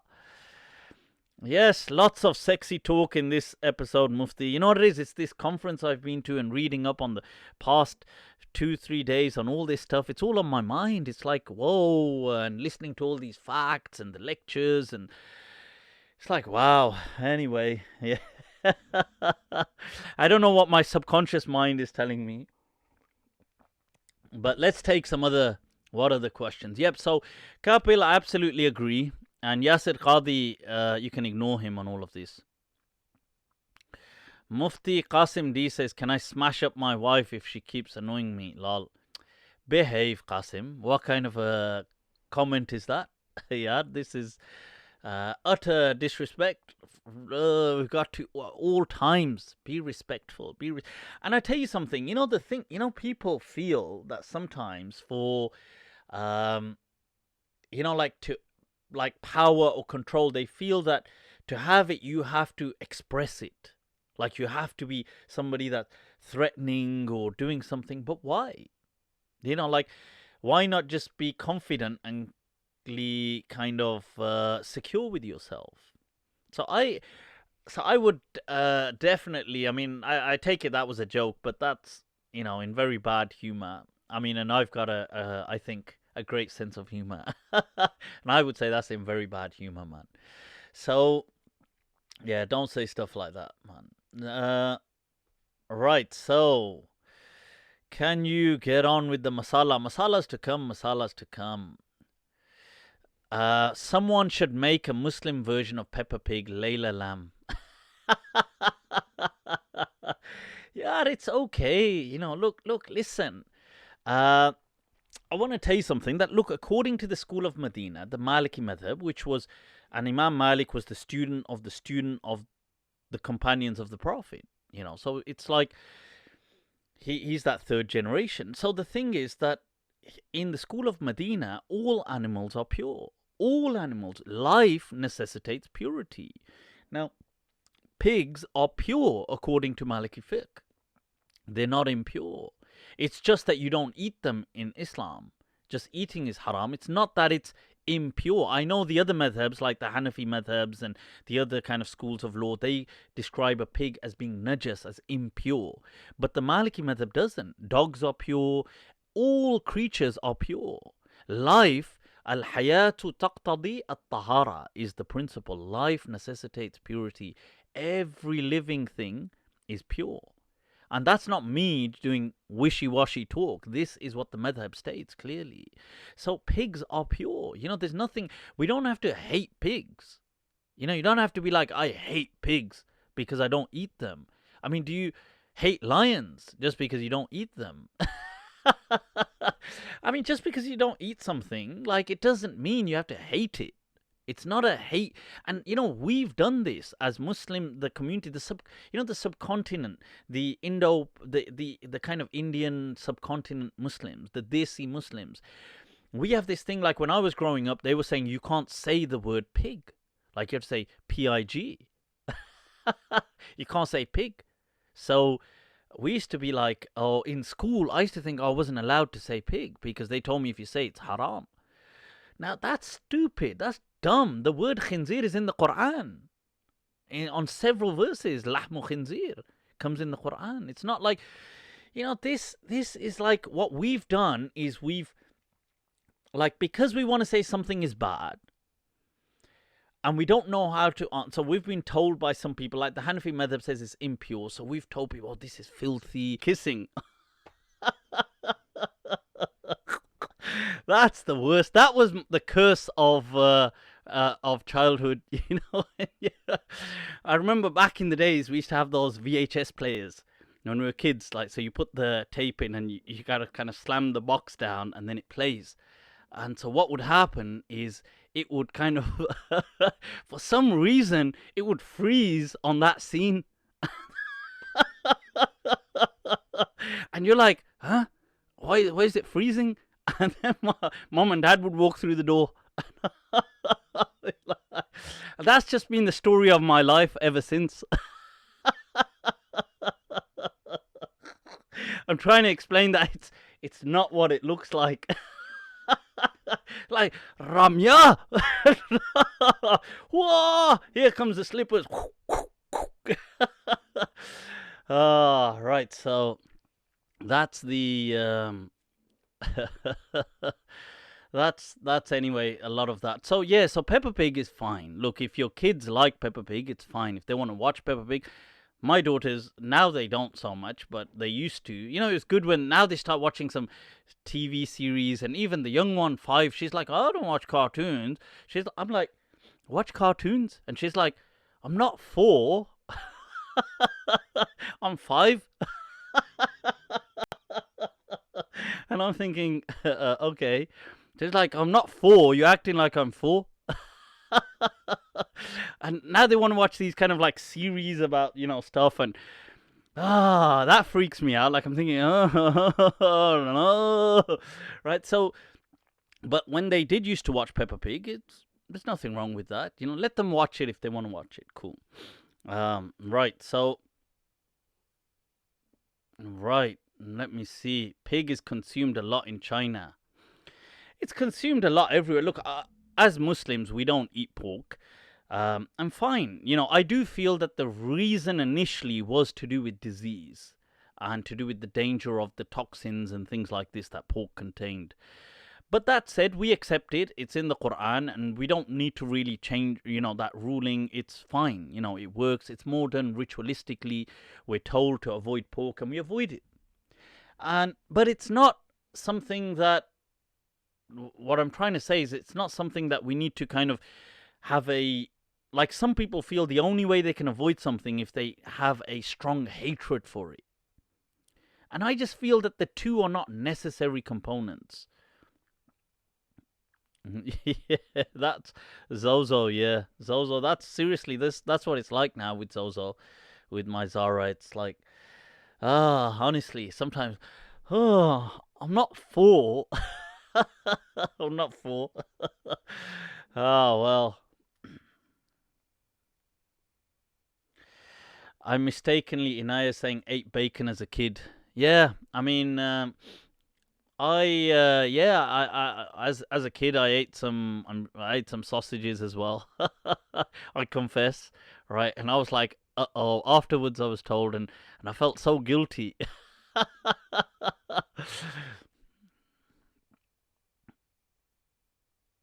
Do you feel that the Bukhari movement, Lena is saying, which has taken over Islam for the last 800 plus years, will die down and the Quran will finally be put as its priority? I think there will be some. It is happening. There is an awakening, especially in the West. I feel that people, they have to understand. And this was something that my beloved Asrar, he tried to kind of, and he claims that I've said throw Bukhari in the bin or something. I've never said things like that. Why don't people actually portray my arguments and then refute them? Like, I'm all for people refuting them, but actually portray them in the fly's sensory kind of perception. So he pulls out a wing, and like, first of all, he's in there and he's saying, hey, fly around, uro, aise karo. And the fly is obviously trying to, it's moving around in the jar, and he's saying, oh yeah, it's responding. So then he opens the jar, he gets the fly, and he pulls out one wing, and plucks a wing, puts it back, and he goes, Ab uro, like fly, fly. And the fly's like trying to, with one wing, and it's moving around, struggling, and he goes, I get it. So then what he does is he picks the fly and he plucks out the other wing. A bit like me when I was a kid with the bumblebees. Psychotic kind of childhood. But see, that's where all the beatings I was getting was going. I was catching bumblebees and plucking their wings out. Right, so this... so he plucks out the other wing and then just drops the fly in the jar. And he says, fly, like uro, like fly now. He said, fly. And the fly is just like, obviously just sitting there, like just lying there at the base of the jar. And he says it a couple of times and he goes, Acha. He says, Ab samajh mein aaya. Now I understand. He says that if you pluck one wing of a fly, it struggles and it becomes handicapped. But if you pluck two wings, it becomes deaf.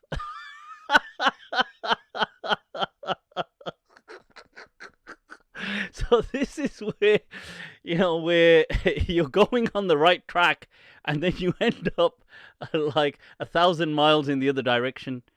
So this is what it is. Right, so what's going on? Right, so what was the question? Right, let me take a look at some of these questions. Acha. This is the wisdom that some of our Mulvis have as well. Do you think same-sex marriages should be legalized regardless of religious faith?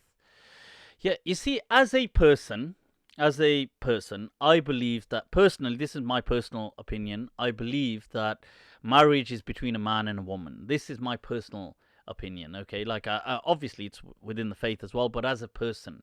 That said, I feel that, look, it's a free society. If people want to, be in homosexual relationships, that's their business. If, as far as the marriages, the civil marriages, I mean, they do in a lot of Western countries, that's already been legislated, and fine. I think they should be for them if that's what they want. Although I do disagree with the way the LGBTQ I kind of agenda is bullying some things. Like, I don't like the bullying thing, that's all. I'm all for them having civil rights and being protected and no discrimination. I'm all for that. I support that. If they want the right to get married, give them the right to get married. If they want the right me in any way, like, I'd be like, fine. But the way they're bullying some primary schools, I do feel that it's wrong to impose this stuff on very young children. Like, it would bother me if they started teaching it to, like, Zara, my daughter who's 5. I wouldn't be happy. To be honest, I wouldn't be happy with them teaching anything about sex to her. I would be actually disturbed. If they're about 9, I don't know, that kind of age, 9, 10, I would say, yeah, you can start teaching them that, look, there's sexual relationships and this is how, the way they teach and that kind of stuff. And some people are in homosexual relationships, some people are in heterosexual. That's fine. I have no objection like that. But I feel an age like 5, 4, 6, these are too young, really. And I feel that you're just trying to impose, and you're bullying like these little kids into, and you're bullying schools into it. Like, you're trying to say if you don't do it, then you're discriminating. And they're not really discriminating I just feel that there's a time and a place. That's my so this is how I feel on this topic. So I do feel that they should have rights. I am against any kind of discrimination towards people for being homosexual. I have got a detailed video even mentioning that some Muslim scholars in the past had said it's permissible to be homosexual, like Qadi Yahya ibn Aktham and these other Abu Nawas and these other people had, and some of the Muslim caliphs, Ma'mun al-Abbasi, Amin al-Abbasi, the pious, Ma'mun was the pious one, by the way. But piety sometimes swing that way as well. He's like, what do you think all this piety is just for women? I got a fountain of piety. You know, I got plenty. He's like, I'll go that way as well. So these were some of the major Muslim caliphs, by the way. So they were known homosexual, like known homosexuals. It wasn't something. So yeah, so I've got a detailed video on that. So I do support that if that's their lives, they live it. And I've quoted in the past Imam Malik saying, even if a people, their way of life, and this was in Medina, he's being asked, who in their way of life, they do incest. And look at that, like a person with his own sister, with his own mother, he marries her, or his own daughter. Like, look how disgusting that sounds to us. And Imam Malik back then, when he had authority, said, look, if it's their way of life, we don't get involved. Like he said, so what? It's their way of life. Like, we don't do it, but if they do it, they want to do it, they want to do it. That's their, their thing. So somebody said, you're wanting to legalize homosexuality. I'm not wanting to do anything, mate. I think you're projecting your subconscious wants onto my wanting. I'm just telling you, this is what the scholars have said in the past. This is the discussion, the whole kind of... I've just removed the censorship and told you all the diversity. And I've said that my position is actually this, that marriage is between man and woman. I've said that. But I do also accept that, look, not everybody is going to think like me, and it's a free society, and people should be entitled to practice what they believe in their way of life. Like, at the end of the day, if somebody said, oh, we should ban all Muslims, like, what the hell? Like, just because they're not Muslims. So it's not fair imposing your way on other people. Mufti, how many DMT trips have you had? Not enough yet. Not enough. I need a few more, inshallah. How do we reconcile between tradition and modern technology? Oh, Anna just said, oh my God, the same fly stories in Polish. No way. Wow. That's hilarious. Walid said, keep laughing all the time. How can you take him seriously? I'll tell you something else that's interesting in it. One of the caliphs, Walid, his name was one of the first known homosexuals. He actually was. I'm not joking. If you watch my video from the Umayyads, it was actually Walid. Walid, this reincarnation. Oof, toba. Inaya, I need some DMT as well. Hook me up. Well, don't worry. We'll have to do some kind of like a session. We'll have to do a group session. Right, so hell yeah, man. And it's a shame that Muslim scholars aren't really going down this, or they're not even really exploring or taking on this discussion, this discourse of these kind of spiritual gateway. I mean, people, they'll say drugs, but these ingredients like DMT and molecules, the spirit molecule, or... Because I think scholars should. How would they know if they don't? Mufti, you literally only answering female questions. Why, yaar? I'm answering your question, Qasim D, but it isn't a question. A handsome hound has asked, what's your proofs of saying Quranic laws change with the age? So, handsome hound, I've got a detailed video, very detailed, on YouTube. If you search trajectory hermeneutics, and I explain that, and I've got... Ow, my knee. Oh. Right, so I'm going through that. In that video, I'm going through this topic, explaining, and there's another 2 or 3, you'll see them there. One is a reply to Zamil, but what do hudud change with time? If you just search these keywords, hudud, trajectory hermeneutics, 2-3 videos will come up. Have a watch. I do go through them in much detail. It's basically, it shows, and I've got another one on the kintsugi effect, that basically, what is the Sharia? I've got one on what is the Sharia, if you check it, where I'm explaining that the Sharia is simply a social remedy for the problems at hand. It's not external remedies. So if you think about it, the Quran never introduced any concept that in its laws that the Arabs weren't already practicing. It just modified some of them. That's all. It just said, okay, do this to here. Okay, don't do that because it's got cheating in it. Do it like this. Do it. It never introduced a whole new system in anything. So it never said, for example, okay, we're going to introduce a banking system and this is what it is. It never introduced anything. It just used the existing systems the Arabs had and just modified them, which goes to show that they weren't sacred in and of themselves. They were just a social remedy for, it was a remedial approach, the Sharia was. Would you have a discussion with Haqiqat Jew and Muhammad Ghilan? Muhammad Ghilan, I've not known what he's really spoken. I mean, as far as I'm aware, I've just seen him share certain things on psychology, which sounds good. Haqiqat Jew, I would definitely love to have a discussion, especially on apostasy in Islam, but he's refusing to accept. I don't know what it is.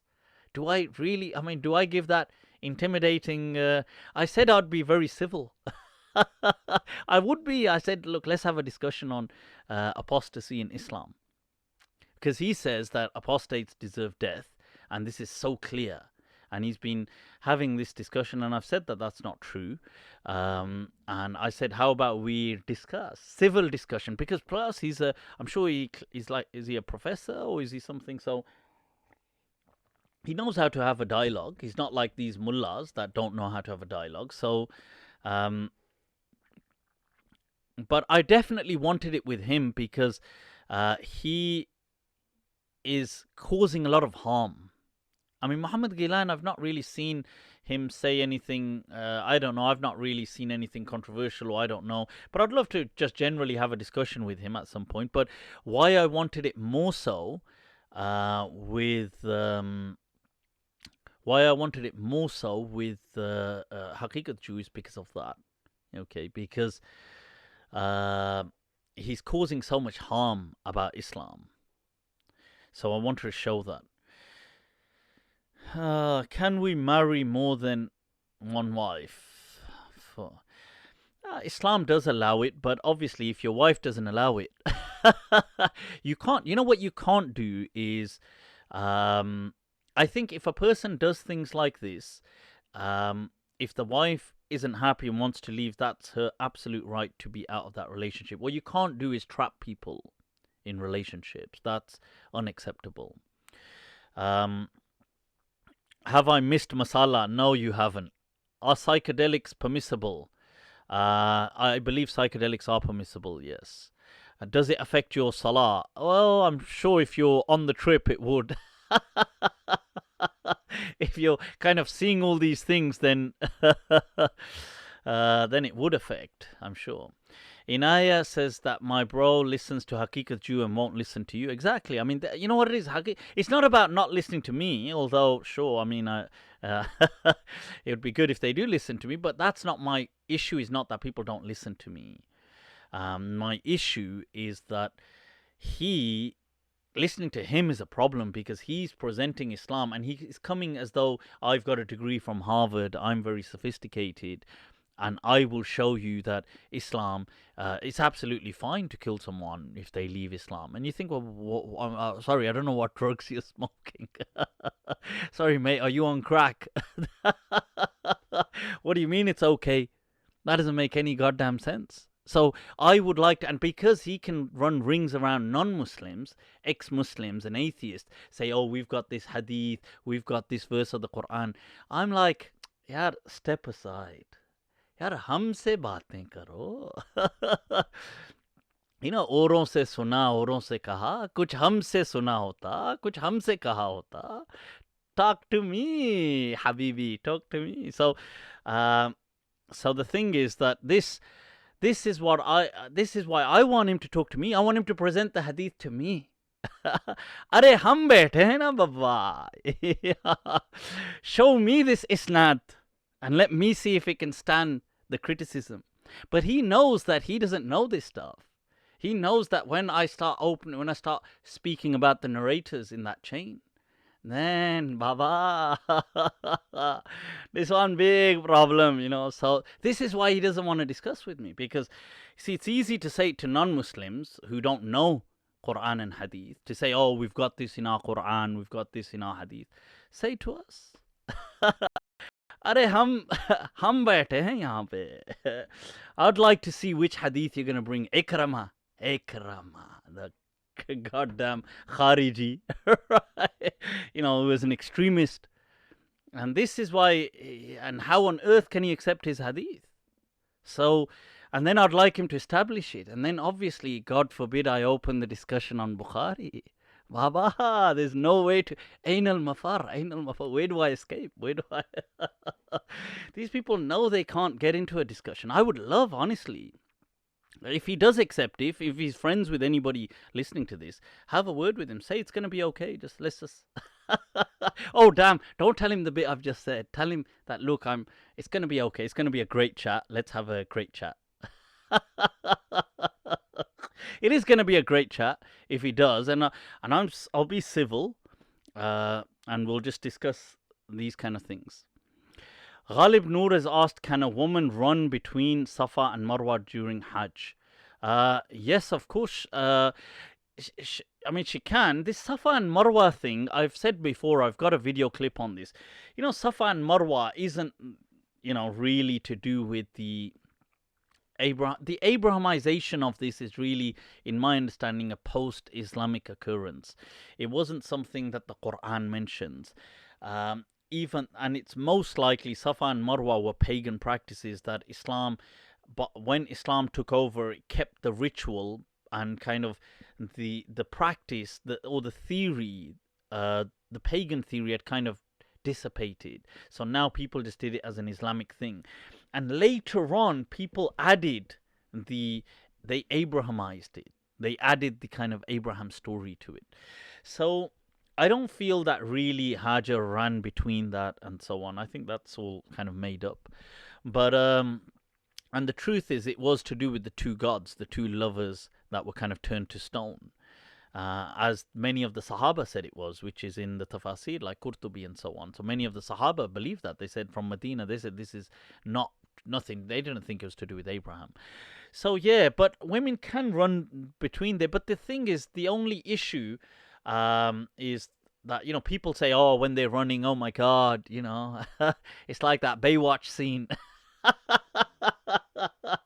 They're like in slow motion running, and then obviously the men, the control, difficult to control, they're like, huh, those pathways, the subcortical, the animal brain, the midbrain, it's kind of like firing all the neurons, and they're like, Tova. So they can't control. So there's like, oh, women don't run. But I mean, to me, it's no big deal either way. Right.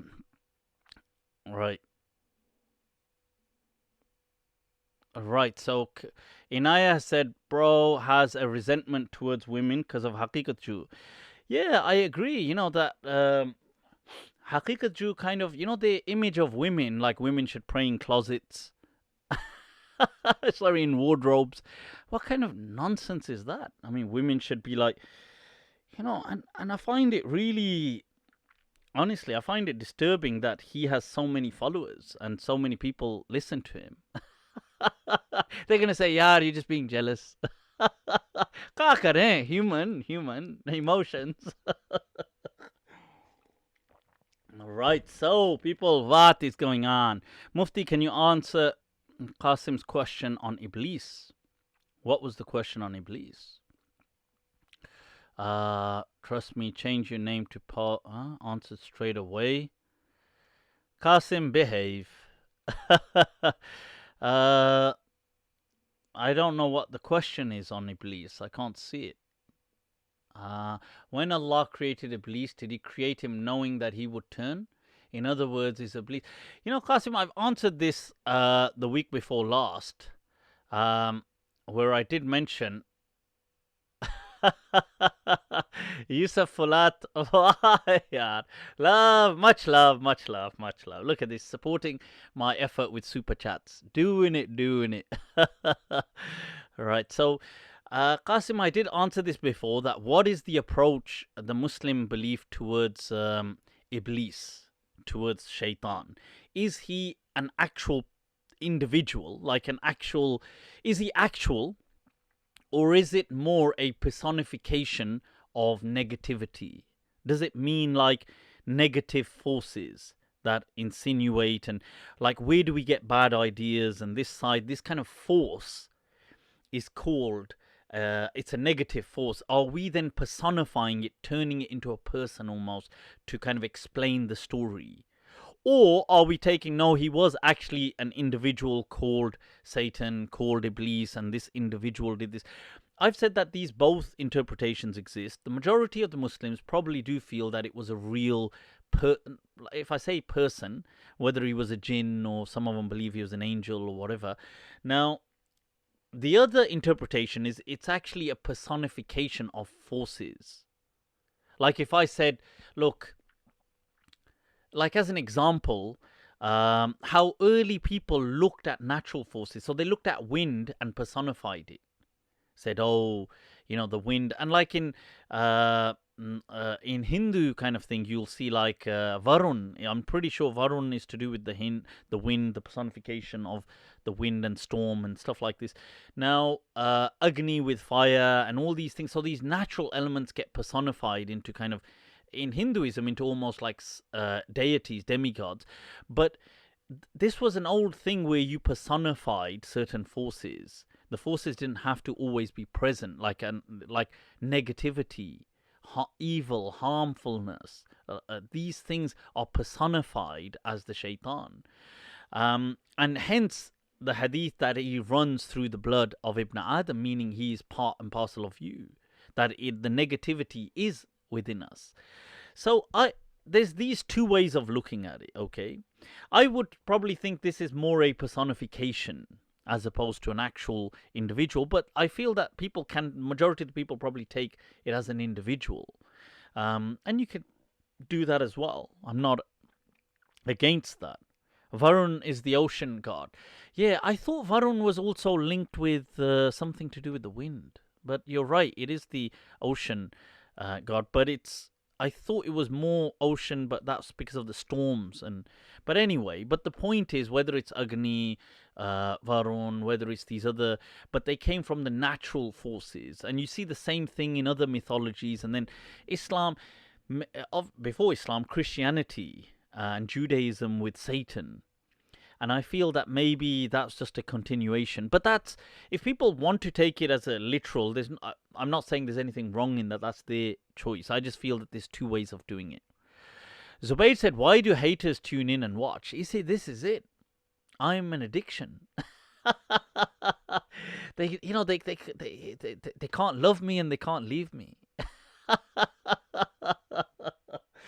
I get these haters. This is my suffering in life. Cavs Hub said, please answer my question. I don't know what the question is. Can we marry more than 4 wives? I've answered that already. Tranquilo primo. All right. What is his question? Cavs Hub, even in a court of law, will they consider this absurd to say that a killer is automatically untrustworthy and unreliable and every other thing? The conversation is much more nuanced. Your thoughts? Yeah. I agree. Well, I'm not sure where that's tying into though.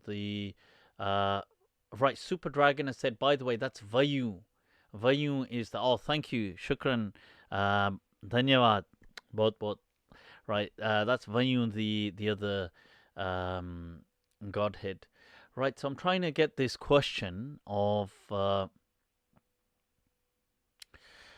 why do you reject narrations transmitted by Ikramah? Is it false analogy? Right, okay, no, this is actually an interesting question. You see, it's to do with what they're pushing. So Ikramah is an extremist, and he was actually a bloodthirsty extremist. He was part of the Khawarij who believed it was justified to kill people if they committed major sins. And although he may not have been of that, they had sub kind of clades amongst them, and he was of a particular clade, but he was amongst the Khawarij, who, by the way, insulted and rejected Ali, rejected Muawiyah. They called them kuffar, they called them, and whether Ikramah called them kuffar or not, but he definitely didn't hold them in favorable light. He didn't have much respect for the companions of the Prophet. He then transmits, Ali says, oh, you murder anybody who leaves this deen, you kill them. Isn't that an irony? You tell me. You know, somebody who hates, it's like these people hated, they did not like Ali or Muawiyah or those companions. And then he transmits, Ali says, oh, you can kill someone if they change their religion. And then he says, oh, and Ali burnt them. Look at the two things. One, you can kill someone for changing their religion, which goes against the Quran, that people have freedoms. Two, the teaching is you're not allowed to burn people, to kill them. And he says Ali did this. And yet he happens to be a known person who hates. Come on, people. Don't be sheep. If this was a true thing that you were allowed to take life, right, do you think that nobody else would transmit this? What, like, apart from Ikramah, the genius, nobody else knew. Thank God the deen was saved by this extremist. Right, so this is why Imam Malik never liked him. You know, you gotta look into why Imam Malik.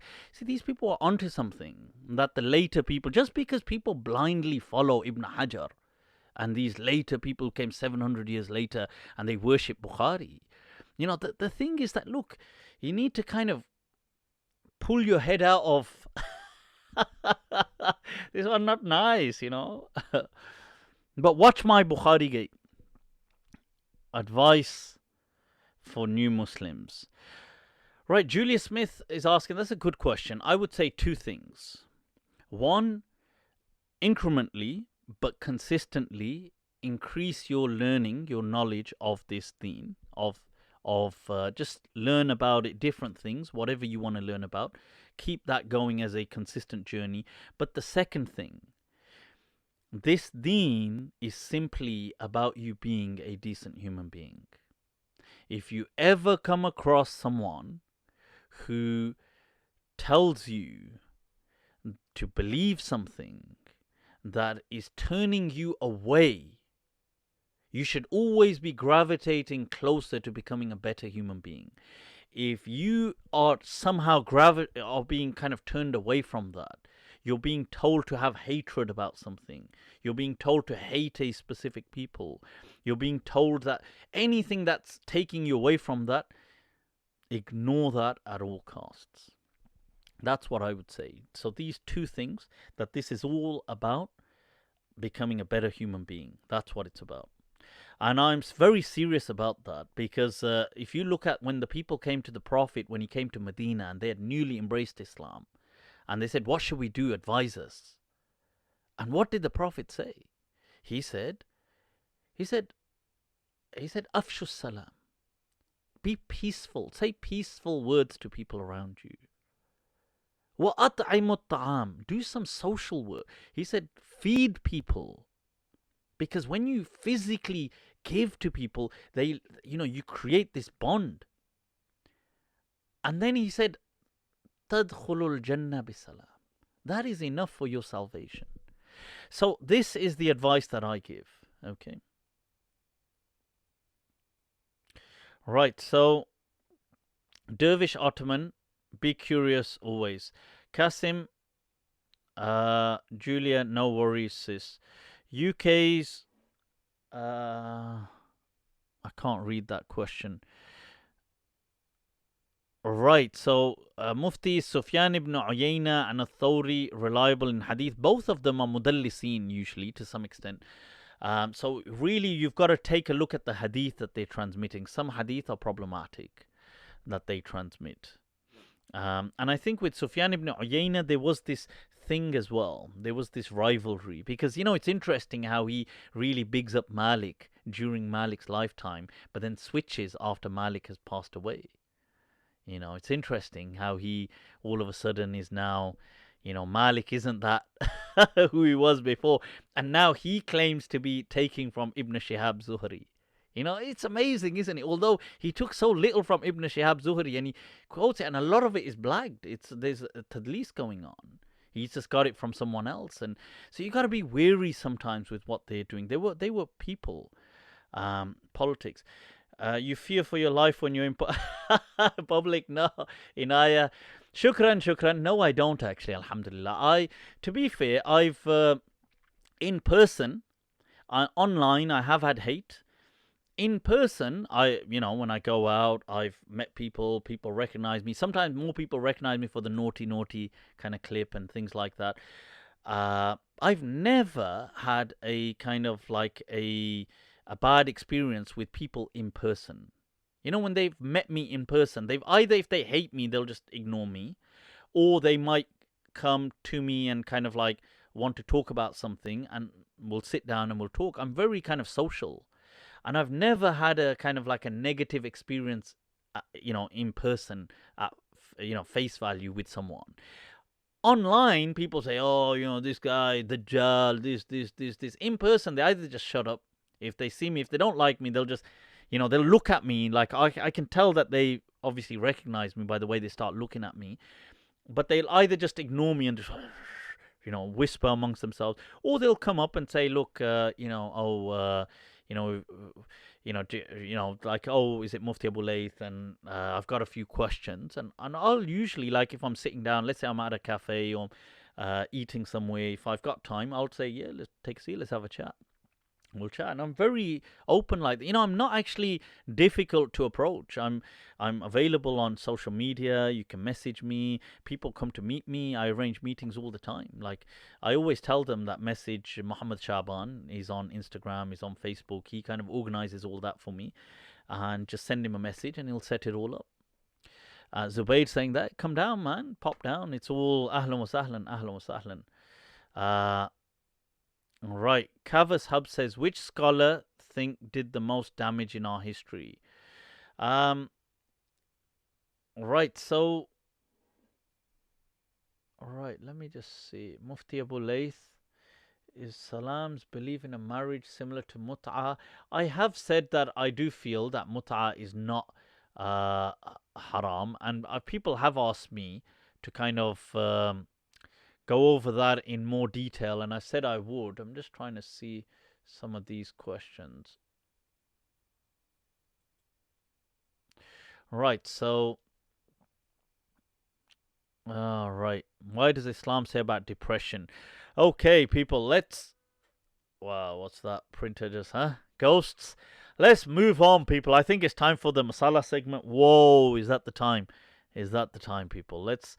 Let me just take a look. What's going on here? What is going on, my people? Those of you, by the way, as a reminder, do subscribe. But as you've been long awaiting, people, my beloved, we come back to my beloved, right? And I know I did a video last week. Those of you that remember, I had to bring on my guest to have a debate, the Hazrat Ratwi Saab. Right, but our beloved Sheikh Asrar, right, has... He said that drinking poison is haram in Islam. Okay. Can you guys hear this? He's so being is asked a smoking question. cannabis. He permits smoking cannabis. Because I said poison is haram. I think you had. He said the poison was fake. So if the poison is fake, he can come to Al-Jami Tirmidhi classes. We'll put poison in a container. He can come and we'll both, this fake poison, what he's saying is fake, and we can both drink together and we'll see who will live from both of us. Does that answer your question? Now, rather than allowing Mufti Margin to disturb our Jami Tirmidhi classes, let's continue with Al-Jami.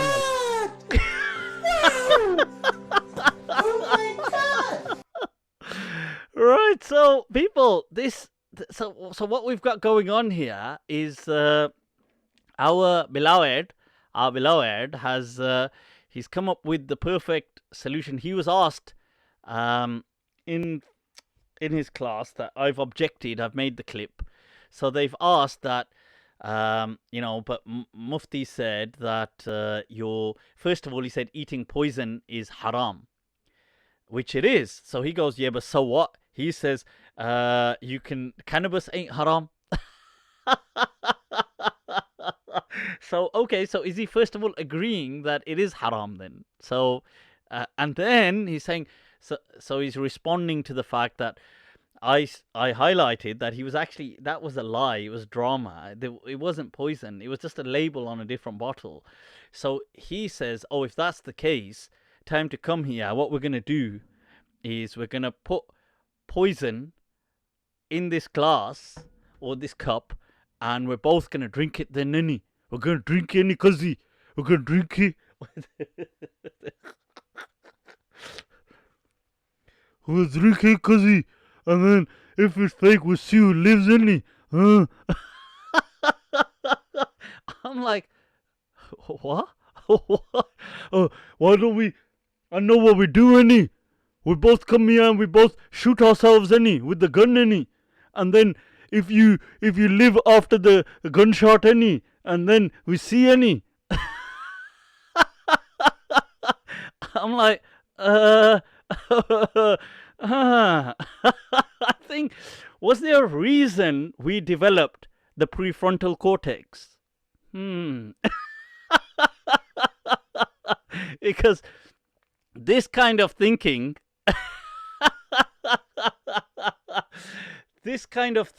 when is why the Neanderthals died off. I know, huh? Cliff, you die from no any. Let's jump from cliff any, and we see. Oh, Neanderthal, okay, we jump from cliff, we see any.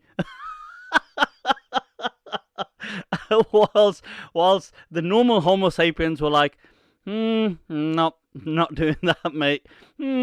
Nah, not quite enticing enough. We shoot ourselves, any. We bring poison, we both drink it, we both drink the poison, any. Then we'll know who live in it. Well, how about I'll just take a rain check and use the brain that God gifted me, which says, don't take poison. I can't believe, seriously, that I honestly cannot believe that that he would actually say that in his response. It's so funny. Qasim, much love at you, man. Much love at you. Right, so, and likewise, Yusuf Falat, man. Much love, much love. So the thing is, but seriously, this is the kind of response that I'm getting. That, look, okay, we drink poison. So I'm just like totally wowed, honestly. This is the caliber, the intellectual capacity that got cyanide here, any. You think cyanide joke, any? Okay, we both take any.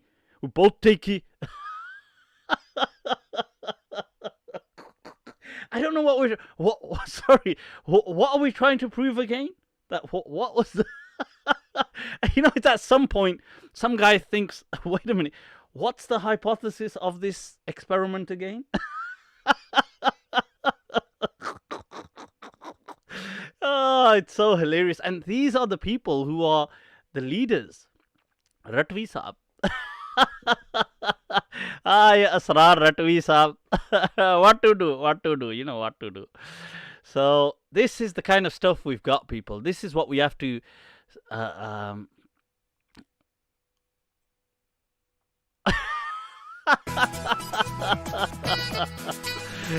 I'm just messing. But let's just have one brief. I'm going to show you guys something else and we're going to wrap it up. Smoking cannabis. He permits smoking cannabis. There it is again. There was a fourth one, I think you had.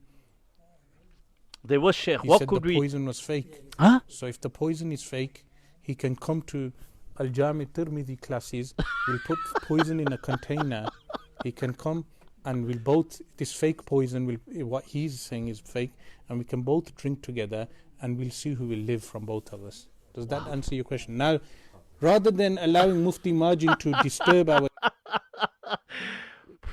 Well, you know, I thought, I just can't argue with that logic. I thought I had to come back, but blimey. I am Muslim logic. Then we wonder, you know, that reminds me, people, there's a, if I bring us to another clip of somebody guiding us on how to do the miswak, part of the masala segment I came across, yeah? So you've got here.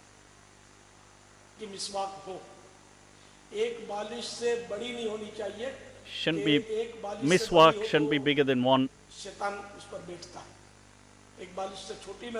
The shaitan comes and sits on it.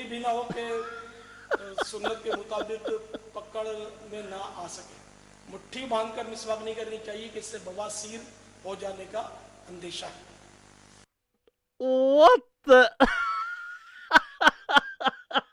Did you guys just hear that? He said that if you shouldn't, when you have it, you shouldn't have it, if it's longer than a handspan, then the shaitan will sit at the end of the miswak. I mean, oh damn, where's my stick gone? I have a stick here usually. Oh, I think Zozo's moved it. But let's say now, if it's... Okay, I'll have to go with this. This is the miswak. If it's longer than that, then the shaitan comes and sits at the end of it. Shaitan's a little naughty, sitting on the end of the stick. And then it says that, oh, if you hold it like this with a firm fist, like this, then what happens is this causes bawasir. Do you know what bawasir is, people? It's the piles. You know, the one, and to explain that...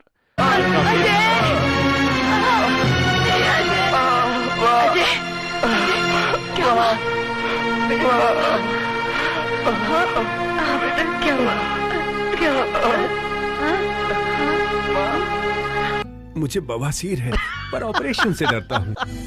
बवासीर एक आम समस्या है, इसके लिए वैद्य ऋषि का आजकल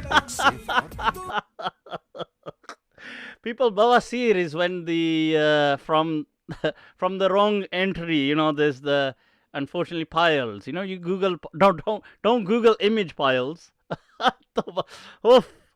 But you can Google the definition of piles. Okay, this one not nice, you know, this one no control in the blood, you know, this one. So as you can see, we've got some people. On one hand, we've got people like Ratvi Saab, Asrar Ratvi, telling us take poison challenges. On the other hand, we've got community leaders saying, okay, this is what you do with a miswak. If you hear it again. एक बालिश से बड़ी नहीं होनी चाहिए कि एक बालिश से बड़ी हो तो शैतान उस पर बैठता है। एक बालिश से छोटी ah, you kinky devil. छोटी भी ना हो कि सुन्नत के मुताबिक पकड़ में ना आ सके। मुट्ठी बांधकर मिसवाक नहीं करनी चाहिए कि इससे बवासीर हो जाने का अंदेशा है। I want to know, how does the miswak honestly trigger the piles? I mean, what are you doing with the miswak? I'm sure it goes in the mouth, doesn't it? Or does it? Why is that triggering piles? I'm more concerned in the field research going on here. Guys, I think with that's been awesome, man. You know, people, it's getting very, very late. Let me just wrap this up. I think we're going to have to wrap this up, you know. Those of you who've not subscribed, people, yeah, what are you guys waiting for? What are you waiting for, honestly? Right, so do subscribe to, where's my Facebook comments gone again? There they are. Right, so do subscribe.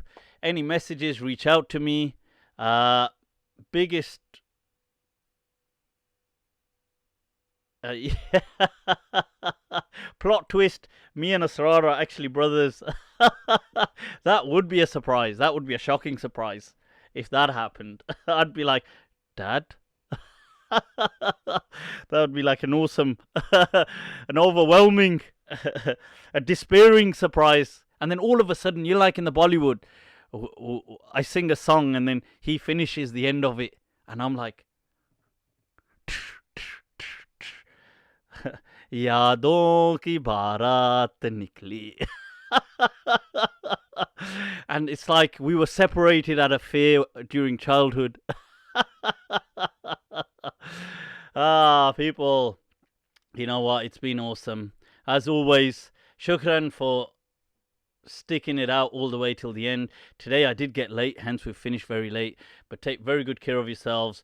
Remember me, inshallah. Any message, do reach out to me. You can send voice notes, you can send stuff, especially on Insta. It's a bit easier, but you can send it on Facebook Messenger as well. People, with that, all of the comments coming through now, I will try and check some, send them over there. Take very good care. Assalamu alaikum wa rahmatullahi ta'ala wa barakatuh. Stay smiling, people. Stay blessed. Mwah. Much love.